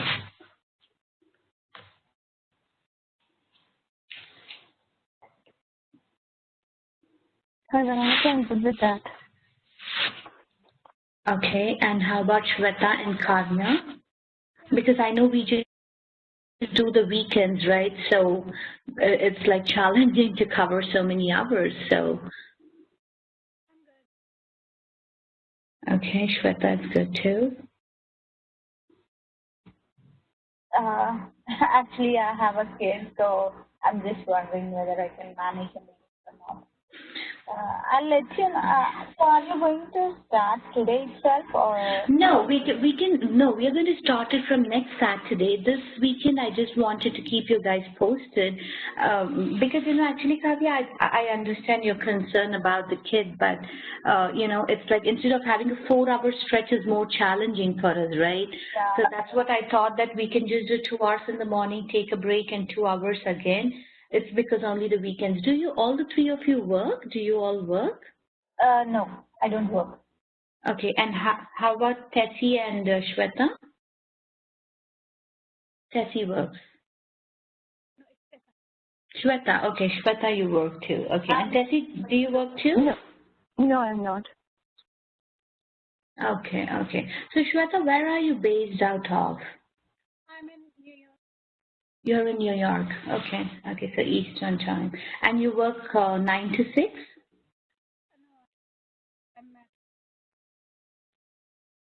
I'm at 9:30 to 6:30 you work. Okay, so it's almost like the full day of yours. Okay. Yeah, so maybe Kavya, because the other two are in accordance with that. So if you can really do it, that will be great, because you'll be the only one missing out, which I don't want you to do it, because if you have any questions or something, it's always good to be more interactive, right? So if you can think about it and say 2 hours in the morning, 2 hours in the evening, so that we'll also get it done quickly and it'll be more feasible, because the target for us is a 5-week target. Okay, then I can do that. Okay, so today let us not do it. Let us finish it up, for another 1 hour. But starting from next Saturday, let's make sure that, Saturday and Sunday we'll have a 4-hour session, 2 hours in the morning and 2 hours in the evening for us. Okay. Okay. Now, till now, do we have any questions for us? Okay. So let us come to the business analysis techniques. Okay, so business analysis techniques, now you can take care of, now you can jot down these notes, ladies. Make sure that, you know what is the acronym and what is the full form whenever I talk about pestle analysis or MOST or SWOT or CATWO. That is how we pronounce that as. So the first one is PESTLE, P-E-S-T-L-E, which stands for political, economic, sociological, technological, legal, and environmental. Most, and when I'm talking, you guys might want to concentrate on what I'm talking, then I'll give you 5 minutes so that you can jot down the acronyms and the full forms and the synonyms, and you can ask me so that I'll repeat it, but when I'm talking, try to concentrate on my words. The second analysis technique is MOST, that is mission, objectives, strategies, and tactics. SWOT, strengths, weaknesses, opportunities, and threats. CATWO, that is customers, actors, transformation process, worldview, owner, and environmental concerns. Now you might think, okay, we are talking about so many things, but what do we even mean by each of that? Don't worry, the next slide is going to talk about everything in detail for us. So I just wrote a point or two about implementing these techniques. That is, conducting analysis of your business using the above techniques is actually kind of fun. So basically doing it forces you to think about your business in a whole new way. So if say that you are performing a pestle analysis or SWOT analysis, you will know so much about your business because you are going to learn everything in a new way. You're going to define your whole business in using these techniques in different forms. That is, you're going to determine what are your strengths of your business, what are your weaknesses, what are the opportunities you've been having, and if there are any threats, that is, threats are nothing but kind of a competitor's kind, how is it going to be, what is it going to be. So that's what they say, that these kind of analysis are always good to perform every beginning of the year and then every end of the year to make sure how did we do for the complete year, what are the drawbacks, where did we go wrong, if we went wrong, how can we improve ourselves for the next coming year. The point of analysis, implementing these techniques, is to help you develop a strong business strategy by making sure you have considered all the above techniques. So as I said when we try to understand, when we try to know these techniques and we try to implement these kind of techniques into our business, it's always good because we are going to develop more strong business strategy, and we are going to make sure that all these above techniques are incorporated, and even if we are left out anywhere, even if we think that because of some specific reason we did not do well in our business this year, by performing these analysis, we are going to make sure that we do a good job and we do a much more better job than we did for last year compared to this year in our business. So this is known as implementing these kind of techniques. We are going to take up each of the analysis techniques in detail and talk about it going forward. Now you guys can go ahead and make note about the first para what I have here about the business analysis techniques, and let me know once you're done so that I'll go to the next slide.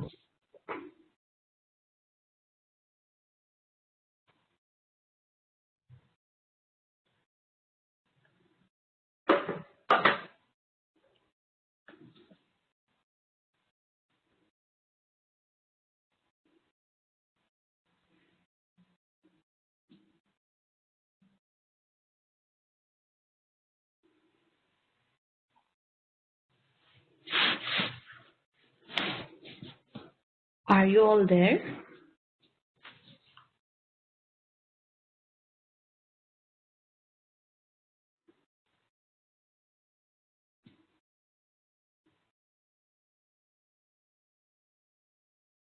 Tessie, Shweta, and Kavya, are you guys there? Are you able to hear me?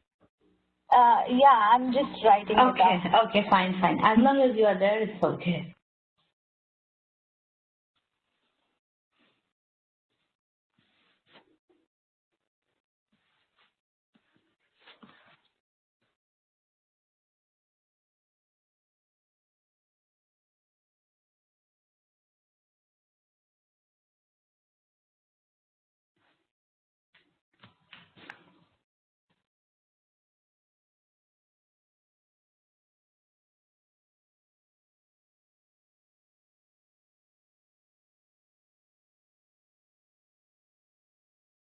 Can you explain implementing part once again? First one. Sure. I'll do that. Let me know once you three are done with jotting down so that I'll again explain it to you. Then you can concentrate on my talking.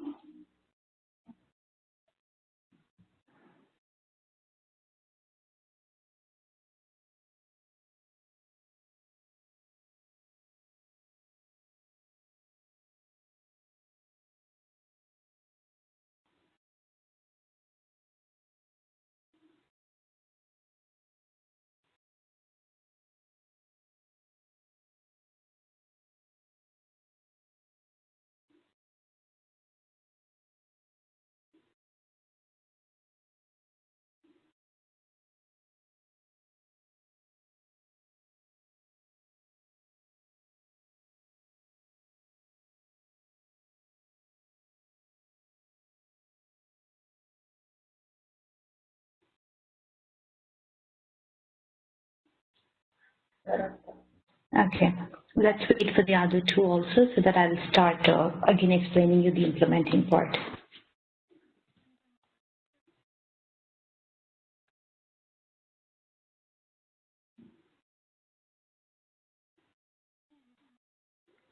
Looks like Shweta is done. I can hear a soft voice.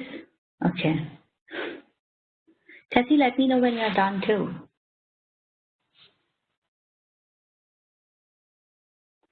I'm done. Okay, good.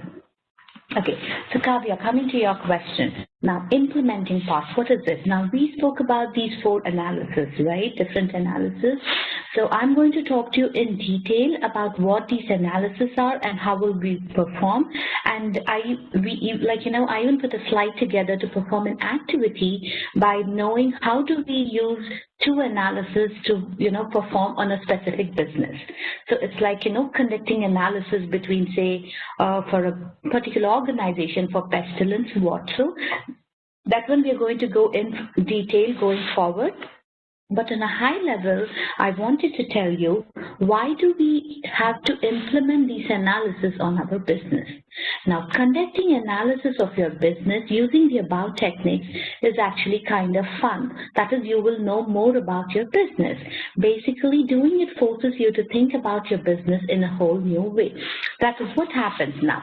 Say that, you established a business, it's really going well, and it's been down the line 5 years that we started our business, and then we are into the 6th year. Well and good. That's really great that, you are doing well and you are in your 6th year of your business. However, there is, as you know, sky is the limit. So you can do much more better than what you've been doing. You can definitely improve a lot. Now, in order for you to know where can you improve, how can you improve, you have to perform these analysis. Very simple example, let me tell you. Let us take the SWOT analysis.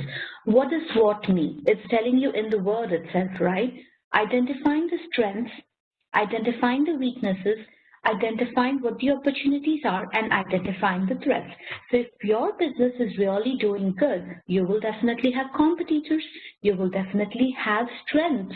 That is the reason which is taking you go forward.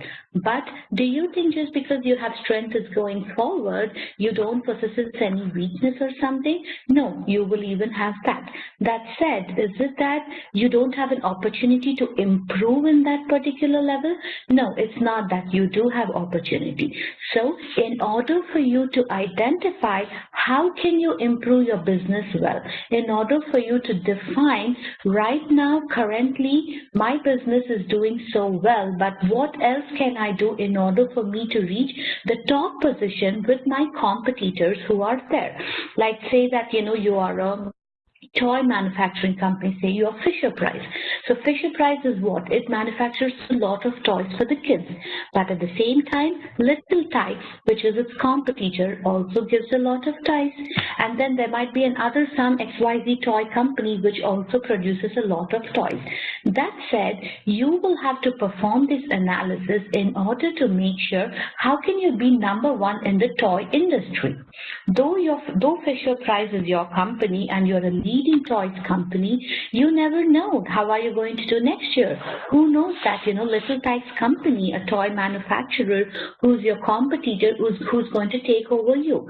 So in order for you to maintain the same standard levels, in order for you to make sure that you are still being in the number one position and how to continue being in the number one position. If you're not in the number one position, what else can you do to reach the goal or reach the number one position in your industry?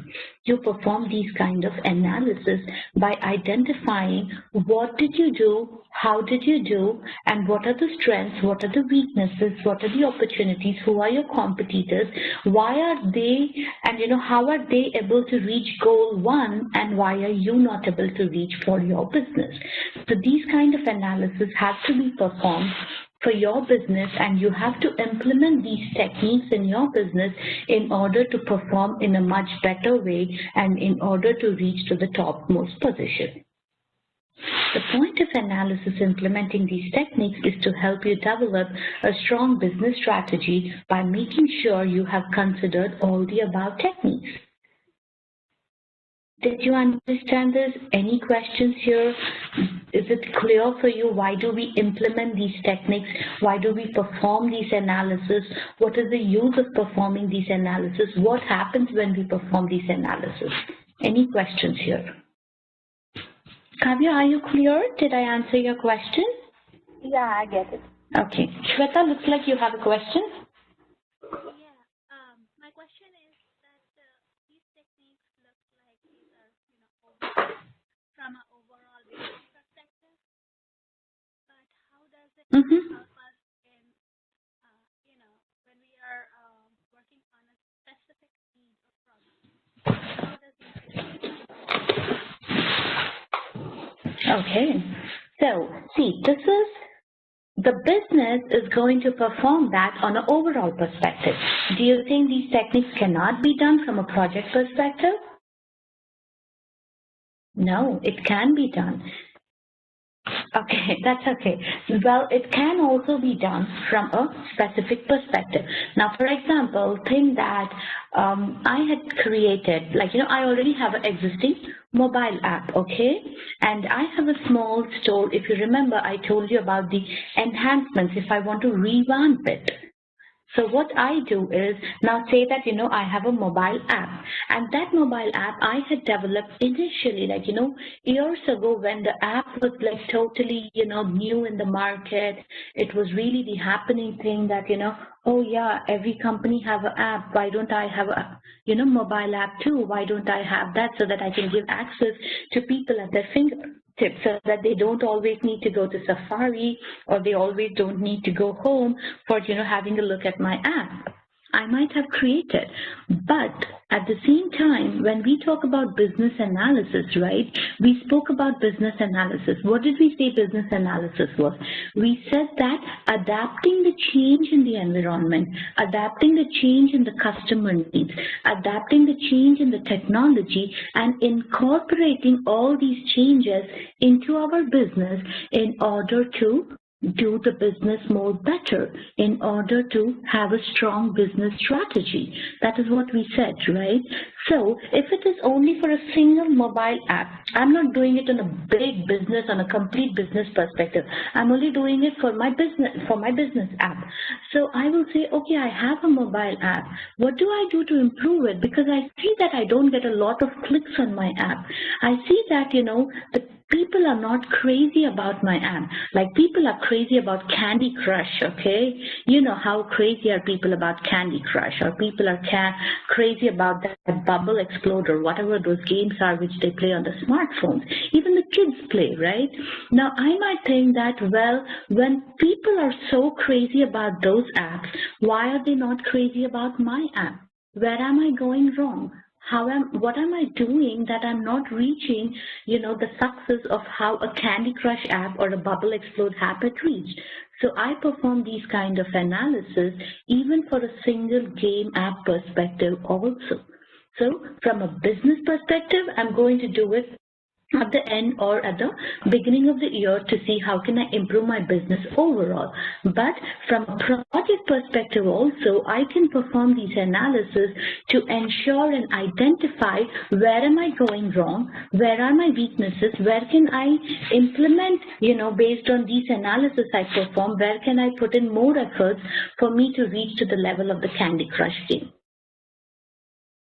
So that is the point of implementing these techniques in your specific project also.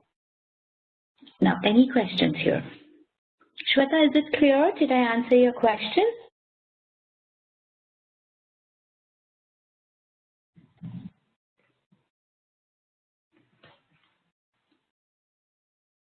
Shweta, are you there? Yes. Okay. Is it clear? Did you get your question answered? Yes, I did. Thank you. Okay. Now, any other questions you guys have, in this slide?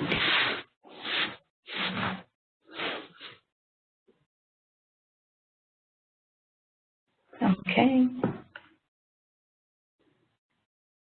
Okay. Now let's go to the next slide.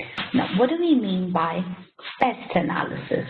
Pest analysis is a simple but important and widely used tool that helps you understand the big picture of political, economic, social culture, and technological environment you are operating. And let me just maximize this so that you will be able to see this picture.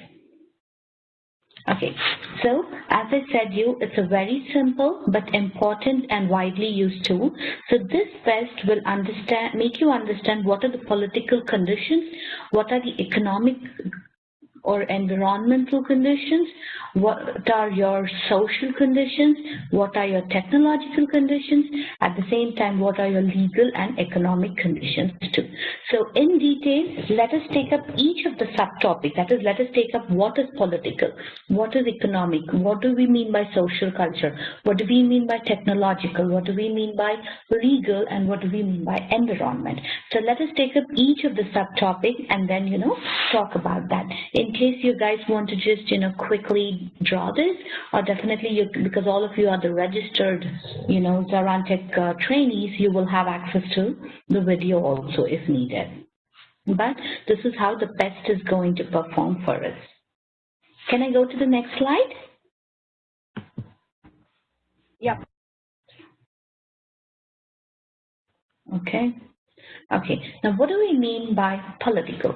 There are various political factors what you have to consider in your business, irrespective of it being your profit organization, non-profit organization, public company, or your private company. You need to consider few of the political factors. Now what are they? The government type and stability, right? For very simple example, if you're taking up Texas, we have this oil and gas. The prices of gas have really slowed down, which led to a lot of people losing their jobs. So what happens? It's because of the stability and all these, pricing factors. Either it is your oil price or your gold or any kind of these kind of big market prices will depend upon how stable is your government. So that is known as government type and stability. Freedom of press, rule of law, and levels of bureaucracy and corruption. I don't even need to talk about this. I'm sure you guys understood. Now, regulation and deregulation trends. Now, when I say regulation and deregulation, these are very simple terms, so I'm sure you are going to understand it, and I don't need to get into detail. Now, every business will have few of the rules which the government impose us to do. That is, they will have their own regulations. If it's a private company, what are the kind of features can it have? What are the kind of services it can provide? If it's a public or the government company, what kind of services? So it's going to depend upon the regulations what the government has determined. And as you know, even the taxes or whatever it is, it's going to vary depending upon which state do you live, which city do you live. So it's like that. Then social and employment legislation. As you know, employment really plays a very major role, and employment, we have a lot of things, right? Like some of the companies have a special veteran hiring going on these days, so wherein they give a kind of importance for the military and the veteran ones. So that is all like known as employment legislation. Tax policy and trade and tariff control. As I just told before that, the tax policy will be considered as one of the political factor. That said, whenever I'm saying tax policy, if it's like, New York State, you have a different tax. Then if you're living in the New York City, you pay a different tax. So it's going to vary depending upon which city or state you live in. The tax factors are going to be different. Now, environmental and consumer protection legislation. What do we mean by that? Then likely changes in the political environment. So as you know, whenever we have these elections and we get a new party, we get in a new government. What happens when we get a new government? Well and good, it's very nice that you have the same stability going on. But what happens if the government, for whatever reason, is not doing well? It's going to take some time for it to, get up to the speed, catch up the conditions, catch up the, considering all the different factors what are there in the state, and then considering it and coming it to a particular stability. That is known as changes in the political environment. Now, you might think all these, will they really play a role in our business? Yes, it do. Political factors are really important. As I gave you a very simple example of the gas prices. What are happening? The gas prices have gone down. People are losing jobs in Texas. So that is because of the government stability, the changes in, the pricing, the changes in the market conditions. So all these are the political factors which also have to be considered. Now, how do we implement these kind of political factors in our business when we are doing analysis? Yes, I put in a very good activity for you, and we will definitely go through that activity in order to understand in a more detailed way about how these political factors are going to play a role for us in our analysis techniques of our business. Now, any questions here in the political factors? Veronica, how we are going to get the sense of these things, We are a business analyst person, and these are all how we are you know. How are we going to implement it in our role? You're asking me that question, right? No, we don't have usually these kind of knowledges, right? Oh, well, that is what I said you, right? So it's not the point of, having knowledge or something. Every business will have its own rules. And whenever you are doing analysis and whenever you have to perform this analysis, right, definitely it's not that you come up with all of these things. You have a lot of back support. You have your manager. You have people from, different departments. Whenever I say PESTL, L stands for legal. Okay, so that legal. So we have everyone in our organization.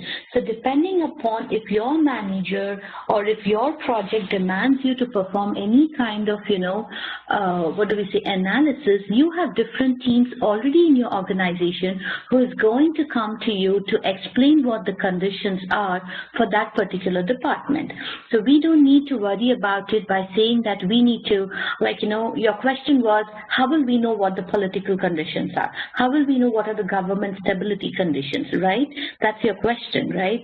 But however, don't worry, because every organization will have their own departments, and all these departments will come forward. If you have to perform PESTL analysis, you will have different departments in your organization who's going to help you and who's going to give you knowledge on each of the topics.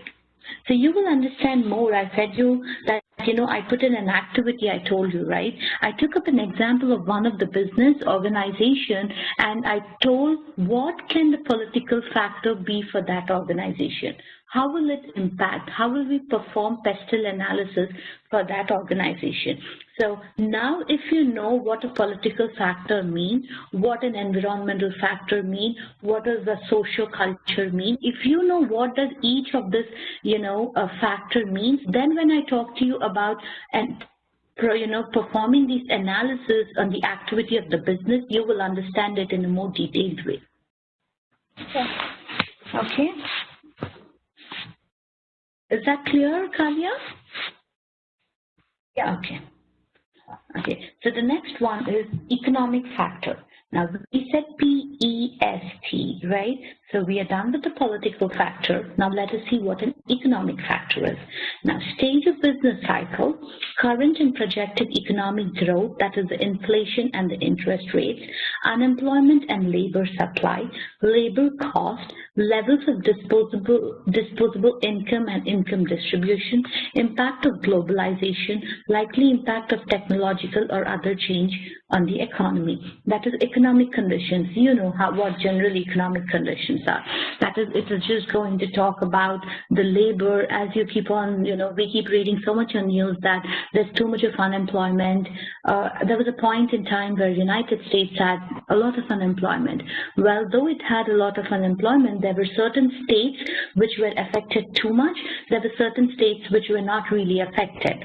So what we do is, in the certain states where we were affected too much, we will see what was the unemployment cost, what was the labor cost, what was the income, median income, what they were earning, how was the income really distributed, among the ones who were not employed because of the citizens or something, they have their own privileges. So how was it impacting? And you even heard a lot about globalization, global warming, etc. and etc. in the middle. How is all that affecting our business? Will it really affect our business? If yes, how will it impact? If no, well and good. But if yes, we even want to know what are the kind of economic factors and how are we going to get these analysis? How are we going to get these changes? How are we going to get this impacted on our business? So these are the kind of economic factors what we can consider whenever we are performing analysis. Now you guys might again ask a question. How do you think this is going to affect our business? How will we know all this? Don't worry. First understand the concept of what do we mean by economic factor. Then, as I said, we are going to take a real-time example and talk in detail about knowing what it is. But if I take an example immediately and talk to you guys, you are not going to to follow because you don't know what do we mean or what are the factors when I talk about political or when I talk about economic or when I talk about social culture. So that is the reason first understand the concept of what is political, what is economic, what is social culture, what is technology. After understanding these concepts, then we will talk about the real-time scenarios so that you will get more in-depth knowledge and more in-depth training about how can you perform it in a real-time scenario. Now, any questions here? Okay. Now, the next one is social culture. What I'm going, okay, anyway, let us continue this though. Social cultural factor, that is population growth rate and age profile, population health, education and social mobility and attitudes to this, population employment patterns, job market freedom and attitudes to work, press attitudes, public opinion, social attitudes and social taboos, lifestyle choices and attitudes to these social cultural changes. So when I say social cultural factor, very simple, it is telling you very much in the name of it itself that what is the population? How is the growth rate of it? What is the kind of age profile? If you can see that, you know, whenever you're going to do some kind of state, city, or a specific region, you know, population statistics, we usually see a lot of statistics in that, you know, okay, when compared to last school year and compared to this school year, we did see that a lot of, you know, residents have moved from one region to another region. What is the growth rate? How much did it increase? How much population moved from one place to another place? And why did it do that? What is the age, you know, what is the age profile? Now we have all these public schools and government schools in America, and wherein we want, you know, the kids to go to those kind of schools. It's only because either they are the best schools or either they provide the activities and everything what we want our kids to get into. So what we do when we have kids, when they grow up, when they get to an age of joining public schools, we want to move to another location. If we are living in the same location, well and good. But if we are going to move to another location, we are going to consider all these factors. So when the government is doing these kind of statistics about that, it's going to talk about population growth rate and age profile, population health, education and social mobility and attitudes to this. That is, why did they move? Is it because they have good medical facilities, or is it they have good education facilities, or for whatever reason? Is it because the social life is really good in that? Because you have kids, you want houses which are near to the park and near to the trails and everything. So considering all those factors, and then press attitudes, public opinion, and social attitudes, that is nothing but in general, how are the public, you know, what is public opinion on that region? If yes, what are they saying? What is their view? How is the social life over there? How is the culture over there? Even if it's for the kids or if it's for us, for the elders, how are we going to do that? Then lifestyle choices and attitudes. Now, I might live somewhere then, and at the same time, I think, okay, just because now, you know, the kids are going to school, or maybe the kids are going to college, or whatever reason, if suppose, you know, what we do when we are like too young, we want to live in downtowns, right? It's only because that is the lifestyle choice we want. Because we are too young, we want to really see that kind of social life wherein we want to go to pubs and discos and everything. So that's the lifestyle choice. My lifestyle wants me to stay in downtown. It's because that is the life I want to lead. So that's a kind of a social culture factor. So these are the social culture factors when we see. So for every business, so say even if you want to start a new business also, say if I want to start a new pub, where do I start it? I cannot start a pub somewhere in the middle of a residential area, right? No, I need to consider all these factors.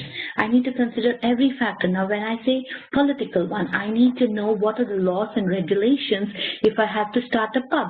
What does the government say? The government say, no, you cannot start a pub in a residential area. That's a political factor. Now, what's an economic factor? Can someone guess what's an economic factor if I want to start a pub in a residential area? Okay, that's okay. So when I say that, economic factor, what do? I'm going to consider what is the cost going to be for me to start a pub in a residential area. What are the kind of factors I have to perform in order for me to start it? It's not going to happen because in residential area, people only come back in the evenings to stay back. So the labor cost is going to be very different. And how is it going to work for me? It's not going to work for me really well considering the economic conditions because everyone is going to go off to work. They're going to come back in the night. When they come back in the night, they don't want to get into the pubbing area and everything because the residents are going to object it. They're going to lose a lot of privacy over there. Now, social culture. What do I do whenever if I want to start a pub? I want to start a pub wherein I have too much of young crowd. If I'm going to go and start a pub wherein I have too many of parents starting off their kids to schools and everything, it's too challenging for them to go to the pubs, right? Because they can't do that. They can't leave the kids at home. So considering the age profile, considering the growth rate, considering what kind of social culture, that is what kind of lifestyle do people lead in that area, I'm going to consider all that and start a pub for me. So I prefer to start a pub in the downtown area so that as soon as the work is done and people, before they're heading home, they just want to stop by, they want to have a drink, have a small social gathering with the colleagues and with any old friends, and then they want to get home. So starting a pub, if I have to start a pub, I can perform all these kind of analysis before I decide which is the location or the locality I want to start. Are you guys understanding when I'm talking about pest analysis? How will I, incorporate that in my business?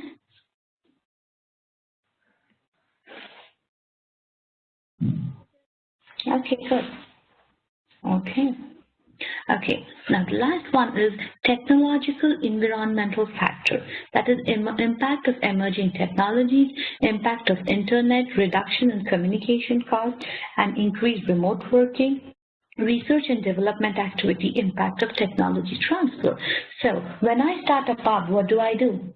If you can see a lot of pubs, especially in New York City, when we go ahead, we see that, okay, you probably have a happy hour wherein you say free Wi-Fi, right? You even see all that kind of free Wi-Fi thing that, okay, if you are going to take 2 drinks, you get it for a longer time, or 1 hour if you are here, you get free Wi-Fi, and then you can, buy a drink with a BOGO offer, that is buy one, get one. So, it's something like that. So I even consider these kind of technologies and I try to merge that well into my business in order for me to be a successful business person, successful business entrepreneur. So these are the kind of analysis I can perform. So I gave you a very simple example of a pub here because it is like a very simple example and it's easy to understand. It's easy to relate to our daily life. So did you guys understand now when I why was I talking about political, economic, social, technology, and everything? Okay, now we are done with PEST. Now what does L and E stand for? L stands for legal and E stands for environmental. Now legal. So what happens when I start a pub in a residential area? That's not legal. They say that's illegal because we will have our own government imposing its regulations and laws saying that when it's a residential area, it should only comprise of either townhouses or gated communities or houses, and it shouldn't have any businesses over there, especially which is, the legal one, which is the pub one. Now, the next one I said was environmental. Now, what do we mean by environmental? What happens in pub? People booze, people smoke. But what happens if it is in a residential area? We don't really want to do that. In fact, we don't want to stay in an area like that. Why do we don't prefer? Because especially if the kids are there, the kids are growing or something like that, we don't want it to happen. It's only because people get affected because of the pollution, because of of the, because of that bad breath what they get from the smoke. So all these kind of environmental factors should also be considered before starting up your business. If I don't consider all this, and if I just keep saying, no, I want to start a pub, I want to start a pub, how am I going to do that? Where am I going to do? How, what are the factors I have to consider? So these kind of analysis will be performed before a business starts, or even if after a business starts, how do I get to improve it by performing these analysis, and how do I implement these analysis techniques in my business in order to have a greater business strategy? Now, any questions here? Okay. Now, we really have another 2 slides which I just put, in the graphic one for Pesto, which I want to get it done. So let us just get that done and then, talk about the other topics. Okay. I just gave you an example over here for the pest analysis for an ABC software company. Can you guys see this presentation, or do you want me to maximize it a little bit? That's fine. That's fine. Okay. Okay. So this is an example what is for pest analysis for an ABC company. Now, when we say about political one, we need to understand what are the federal and state tax policies which are affecting the accounting, new employment laws affecting the HR and employee handbook, political instability in specific foreign customer and partner countries. Now, as you know, we will have a lot of, political things whenever we are doing a business in an international perspective, especially a lot of software companies, a lot of, training companies, a lot of institutes these days are all over the world. But at the same time, every company will have its own rules, will have its own laws, will have its own regulations, saying that if the setup is in the U.S., if you have a company in the U.S., if you have a headquarters in the U.S., you need to have your legal team in the U.S. So they have their own laws, they have their own regulations. So these kind of political factors, like, because you're headquartered in America, you're going to follow your tax policies or your federal state policies, which are in America. You have what do you mean? Headquarters is over here, but you have a branch office in UK. So that's going to be a different thing for us. But because the headquarters is in America, you are going to follow American federal law, American state law, American tax policies. And you are also going to follow the HR policies, what we have for America now.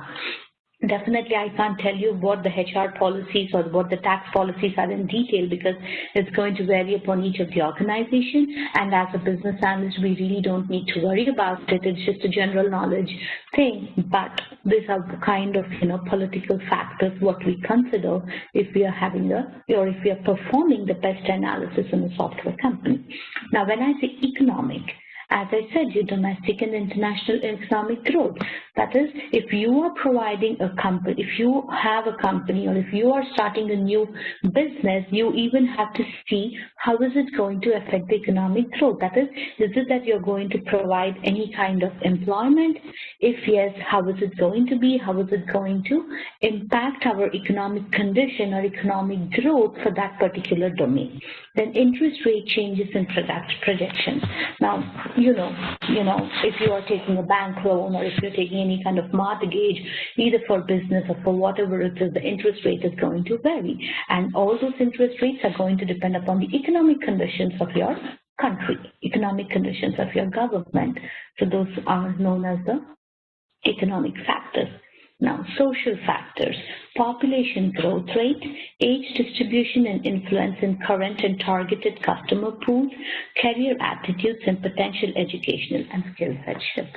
That is, when I say population growth rate, when you are starting a company, what happens? You keep doing hiring. When you are hiring, what happens? If you are really, with a good, you have a very good scope, you have a very good vision, and you are offering really good salaries and all, what happens? The population growth definitely increases. The age distribution and influence in the current and targeted customer pools. That is, whatever your company is going to provide the services, it's going to depend upon what kind of customers are you going to target and how is it going to affect the customers. Career attitudes and potential educational skill set shifts. That is depending upon what kind of, you might say, okay, you can come in and, okay, we will give you good training, we will train you, we will get you up to the speed. So depending upon whatever your educational qualifications are, whatever your skill sets are, the career guidance can change and then they can get you into a new job. So that is the social factors. The technological factors, R&D activity, that is nothing but research and development. Automation, new, discontinued and changing technology incentives, rate of technological and innovative change. That is, when I say about technological, as you know, we have the IT market is really, really doing good. In fact, it always does good because we always have a lot of new technology coming in. So when we have a lot of new technology coming, the hiring is always possible. When the hiring is possible, everything increases because we want to start new projects, and in order to start new projects, there's a lot of R&D activity. That is, there's a lot of research and development activity going on in the organization. That is known as a technological factor. So this is an example of an ABC software company. Now going forward, when we talk about the SWOT analysis and everything, I'm going to tell you how can we do a PESTEL analysis versus a SWOT analysis on a particular business. Now, just because we are doing PEST, I only said you about PEST analysis for a specific software company. When we go to the next topic, I'll tell you another example. Now, any questions here? Okay, now this one I just put in this chart together. You might just want to have a note of it, or maybe you can definitely refer going back to the videos. So this is nothing but PEST. All these are talking about the political factors, these are talking about the economic, these are talking about the social and the technological. Now, when we are talking about political, what all can we consider, as we said the political stability, proper laws and legal framework, proper protection. I am not sure about the IPR protection, but I can keep you posted about that IPR thing. Government policies, favorable tax policies, favorable labor laws, favorable policies for foreign investments, and proper security. All these are, as I said, the political factors. Economic, industrial growth, GDP per capita, purchasing power parity, number of consumers, interest and inflation, exchange rate and currency stability, unemployment rate, investment opportunity, trade balance. Social, demographic, including growth rate, sex ratio, age distribution, population density, etc. Social, culture and lifestyle, basic and higher education, human development index, social safety and benefits. Technological development, innovation, R&D, skilled resources, easier acceptance of new technologies, information and communication. So nothing but these are the different factors. I just put it in a graphical form for you. And as we discussed in each of the slides, what are the factors we consider when we say PEST? That is when we say political, economic, social, or technological. In other words, this is a graphical view of the 4 slides what I spoke before. Now, any questions here for us? You guys can go back before we start our next session on Saturday. I would like you guys to go back, hear completely about PEST analysis again on the video recording, which will be posted by Monday for us. I want you to go back and I want you to read this completely and get back to me if you have any questions. And most probably by the end of the day, today or tomorrow, I will be posting an assignment for session 1 and to what we have done, and I would like you guys to work on that assignment and come to the next session, because we are going to have a quizzing session based on the session 2, what we did today, and I'm going to review all the assignments, what I'm going to give you guys. Please make sure you really work on your assignments, because these assignments are very important for you to work, because we are going to put on the table what all you have been trained in these sessions. So it's been 6 hours I have trained you, so we have to really get an understanding about what you learned, how you learned. If in a real-time scenario you're given an assignment in an organization, how will you be able to do? Now, any questions in this test analysis till this slide? Definitely you can think about your questions. You can get back to me on next Saturday when we have our class. I'll be more than happy to talk to you about that. But as of now, if any questions pops up in your mind, I'll be more than happy to tell you. Veronica, could you please maximize the last slide? Okay, sure. This one, Tessie? Yes. Okay. Yeah, you can definitely make a note of it, and you can come back to me with your questions. And I usually entertain the trainees to pose the question on the blog also. So we have a discussion blog. Let me know if you guys want me to walk you through the blog again, so that you guys will know how to use the blog and how to get it going. Once you're done with jotting down the notes of this graph, let me know.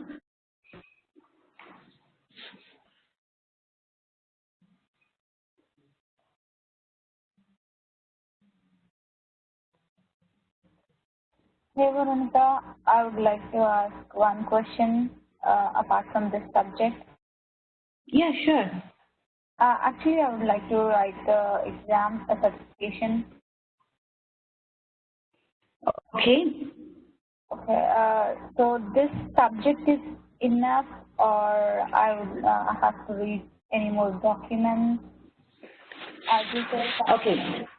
So we have a separate module, separate segment at the end of the training, Kavya, which is going to be a CAB-M governance, which is going to cover you about the certification, which is going to guide you. Well, all this is really very much information you can, but definitely we would recommend you to read more. So we have a last segment which we are going to cover in order to train you how to take the certificate. I will guide you what are the steps will be involved in that certification and all. So we have a separate module for that, and we'll be covering everything in that module for you about your certification. Okay, thanks. Yeah, sure.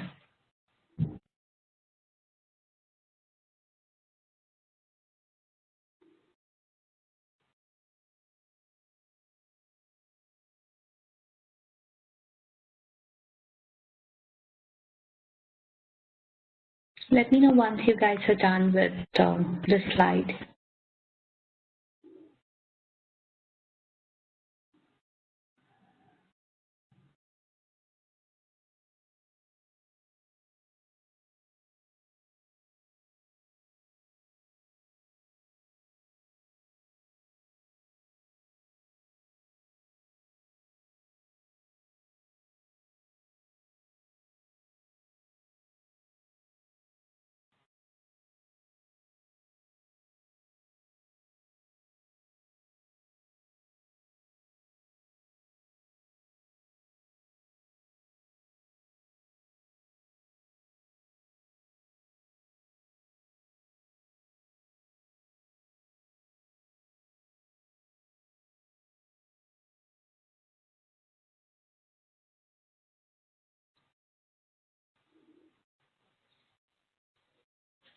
Are you all there?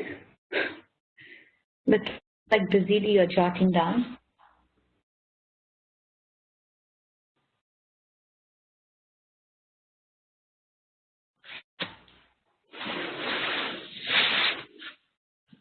Kavya, do you have any questions? No. Okay. Kavya, Shweta, and Tessie, are you done with the slide? Yes, I am. Okay. Yeah, I'm done too. Okay. Tati, let me know when you are done too.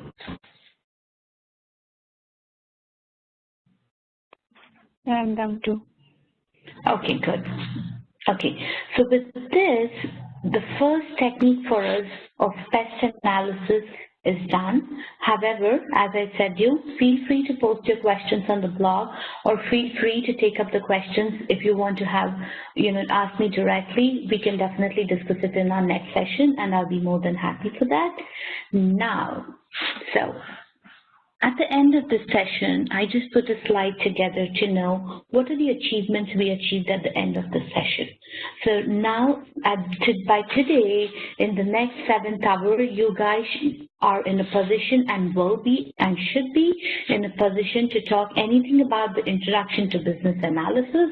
That is, you have to be in a position to talk about what is business analysis, who is the business analyst, how does the business analysis help the businesses to do better, what are the roles and responsibilities of a BA, what are the different modes of requirement gathering, what is the need of a business analyst in a project, what is a project team, who is it going to comprise of, if who all are comprised of, you should be in a position to talk about who the stakeholders are, who are the SMEs, who are the project managers, who are the managers, who are the scrum masters, and who are the product line managers. From a technology perspective, you should be in a position to talk about who are the IT team leads, who are the developers, who are the data analysts, and who are the different kinds of developers whom you work with based upon the project, and who are the quality assurance guys, and who are the maintenance guys. And then you even are in a position to talk about what is the importance of a business analyst in a project team. So this is the first segment which we were completely done in session 1. And as I said to you earlier, I am going to post an assignment which I really want all the 3 of you to put in all your efforts and to work on that. And I want, you guys can do research, you guys can do Google, you can refer to the notes what you had jotted down, you can refer to the videos what have been posted online on the blog, because you have access. You can just go back, revisit the 2 videos of the 2 sessions, inclusive the introductory session. So all the 3 videos you can go back and listen. It's almost like a 7 to 8 hour video which you have access to. But however, in spite of doing all this, I would like you guys to write the assignments in your own words and not just copy paste it. It's only because I want to see what are the documentation skills you have and what are the presentation skills you have. So when we meet the next Saturday, going forward, as I said to you, the next Saturday, we'll be meeting 2 hours in the morning and 2 hours in the evening. I will let our coordinator, Ms. Gracie, send out an email to you guys about the timings and the WebEx links. I want you guys to do these assignments and come to the Saturday class so that I can keep guiding you after every topic, how more good can you do, where are the points where you have to improve. Now, the next segment, what we spoke about were steps involved in requirement session. Now you guys not only know what are requirements, but you are in a position to do the requirement gathering session, requirement elicitation, requirement analysis, documentation, and validation. You have to be able, you should be in a position, and you are able to, and you have to be able to perform all these 5 steps involved in the requirement sessions. Then talking about the business analysis techniques, we spoke about only 1 technique out of the 4, but that is the pestle analysis, which is one of the most important ones. So I want you to even do that.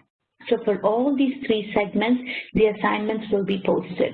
Please put in your efforts, do your research, do your study your notes, what you jotted down, go back and listen to the 8 hours videos, what we have on our blog, what we posted from all the last 3 sections we had, and make sure that you re-listen to the videos if you want, and you can definitely refer to the materials, what we have, and you can come back with the questions you have, but please make sure you work on these assignments. And I am going to review each of your assignments, and I'll even show you what are the presentation skills you have to use, and even give you that privilege also of getting more confident in what you talk, how you talk, How do you put it across the table? How do you, if I'm the stakeholder and you are a business analyst, what kind of discussion will we have? What kind of conversation will the two of us have when we are doing these kind of presentations?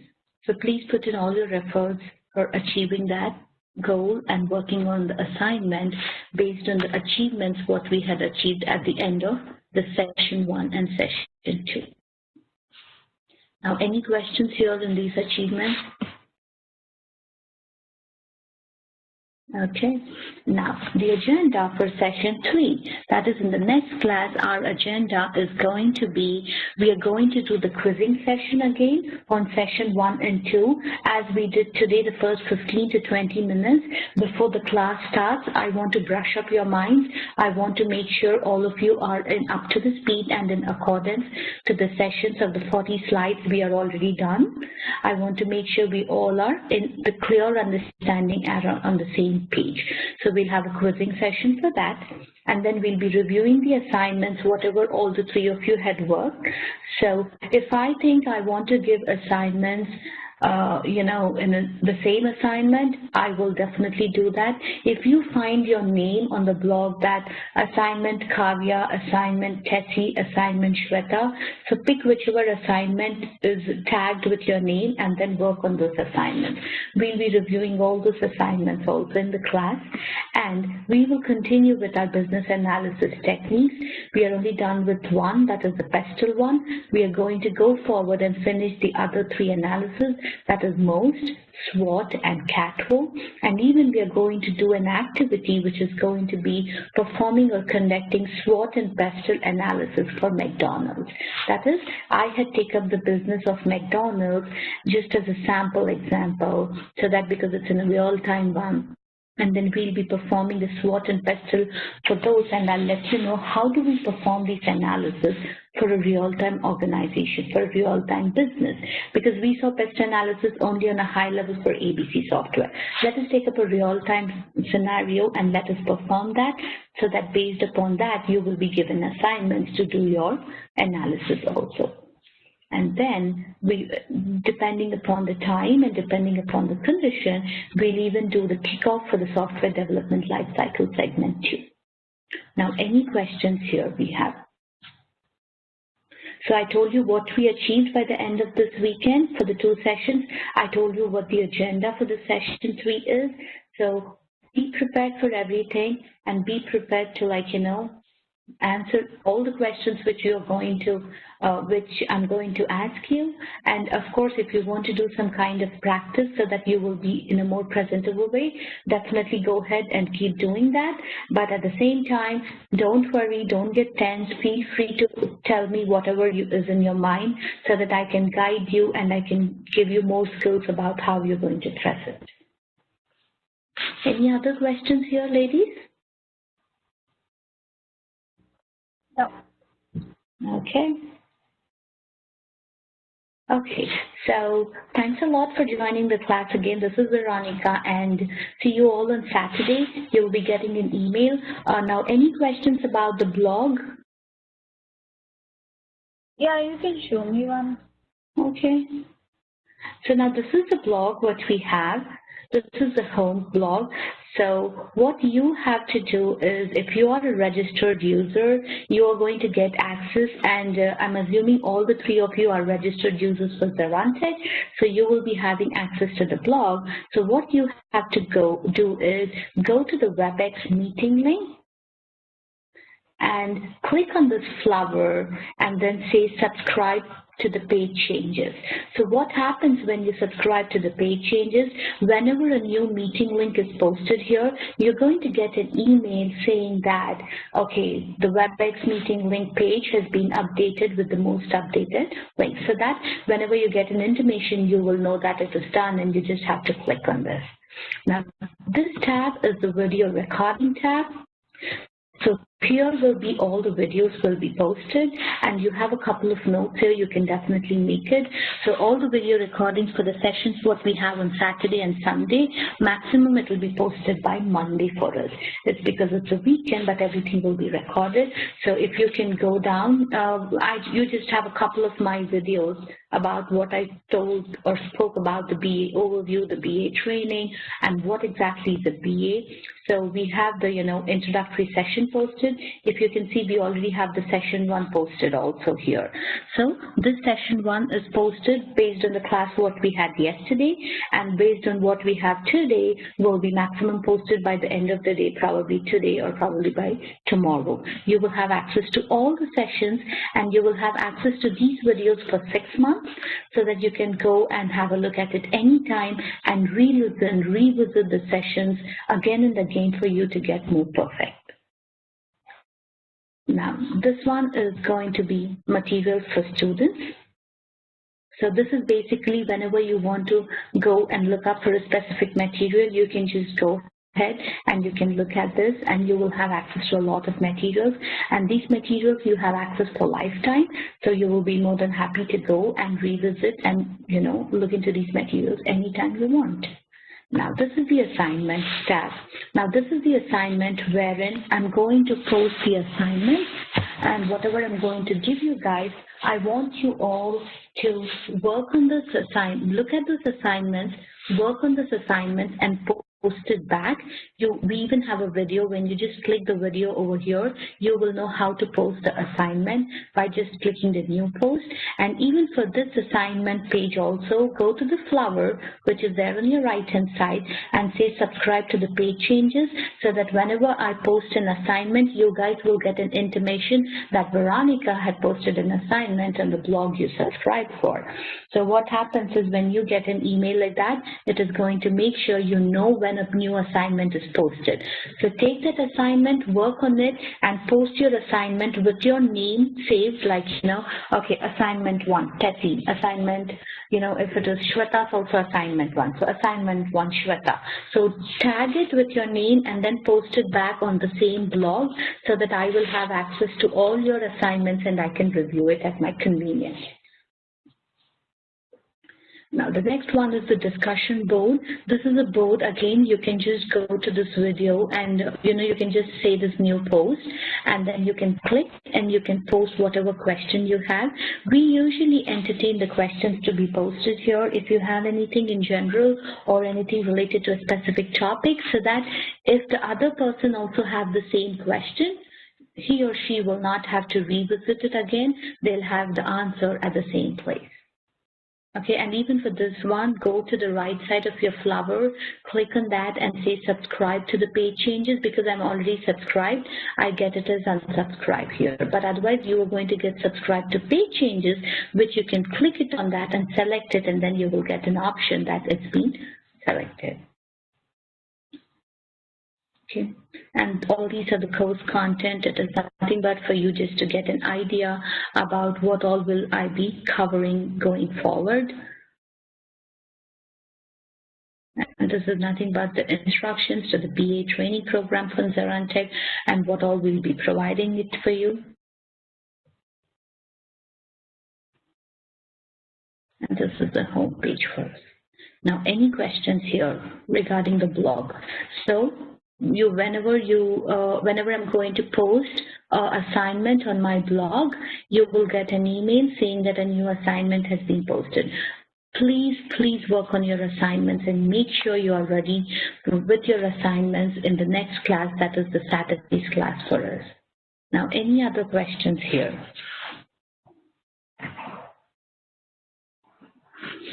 Okay, so silence is golden. Thanks a lot, ladies, for joining the call. Have a great rest of the week. Keep looking forward for the email, and please go and subscribe to all the pages what we have on the blog, so that you will get intimations whenever a new WebEx link is posted for the next session, and whenever a new assignment is posted or anyone on the team is posting a question to the blog, and you will get an intimation about all that. So be prepared for the quizzing session. Be prepared for getting grilled for our next, on session 3 based on the session 1 and 2 we achieved. So thank you. See you all.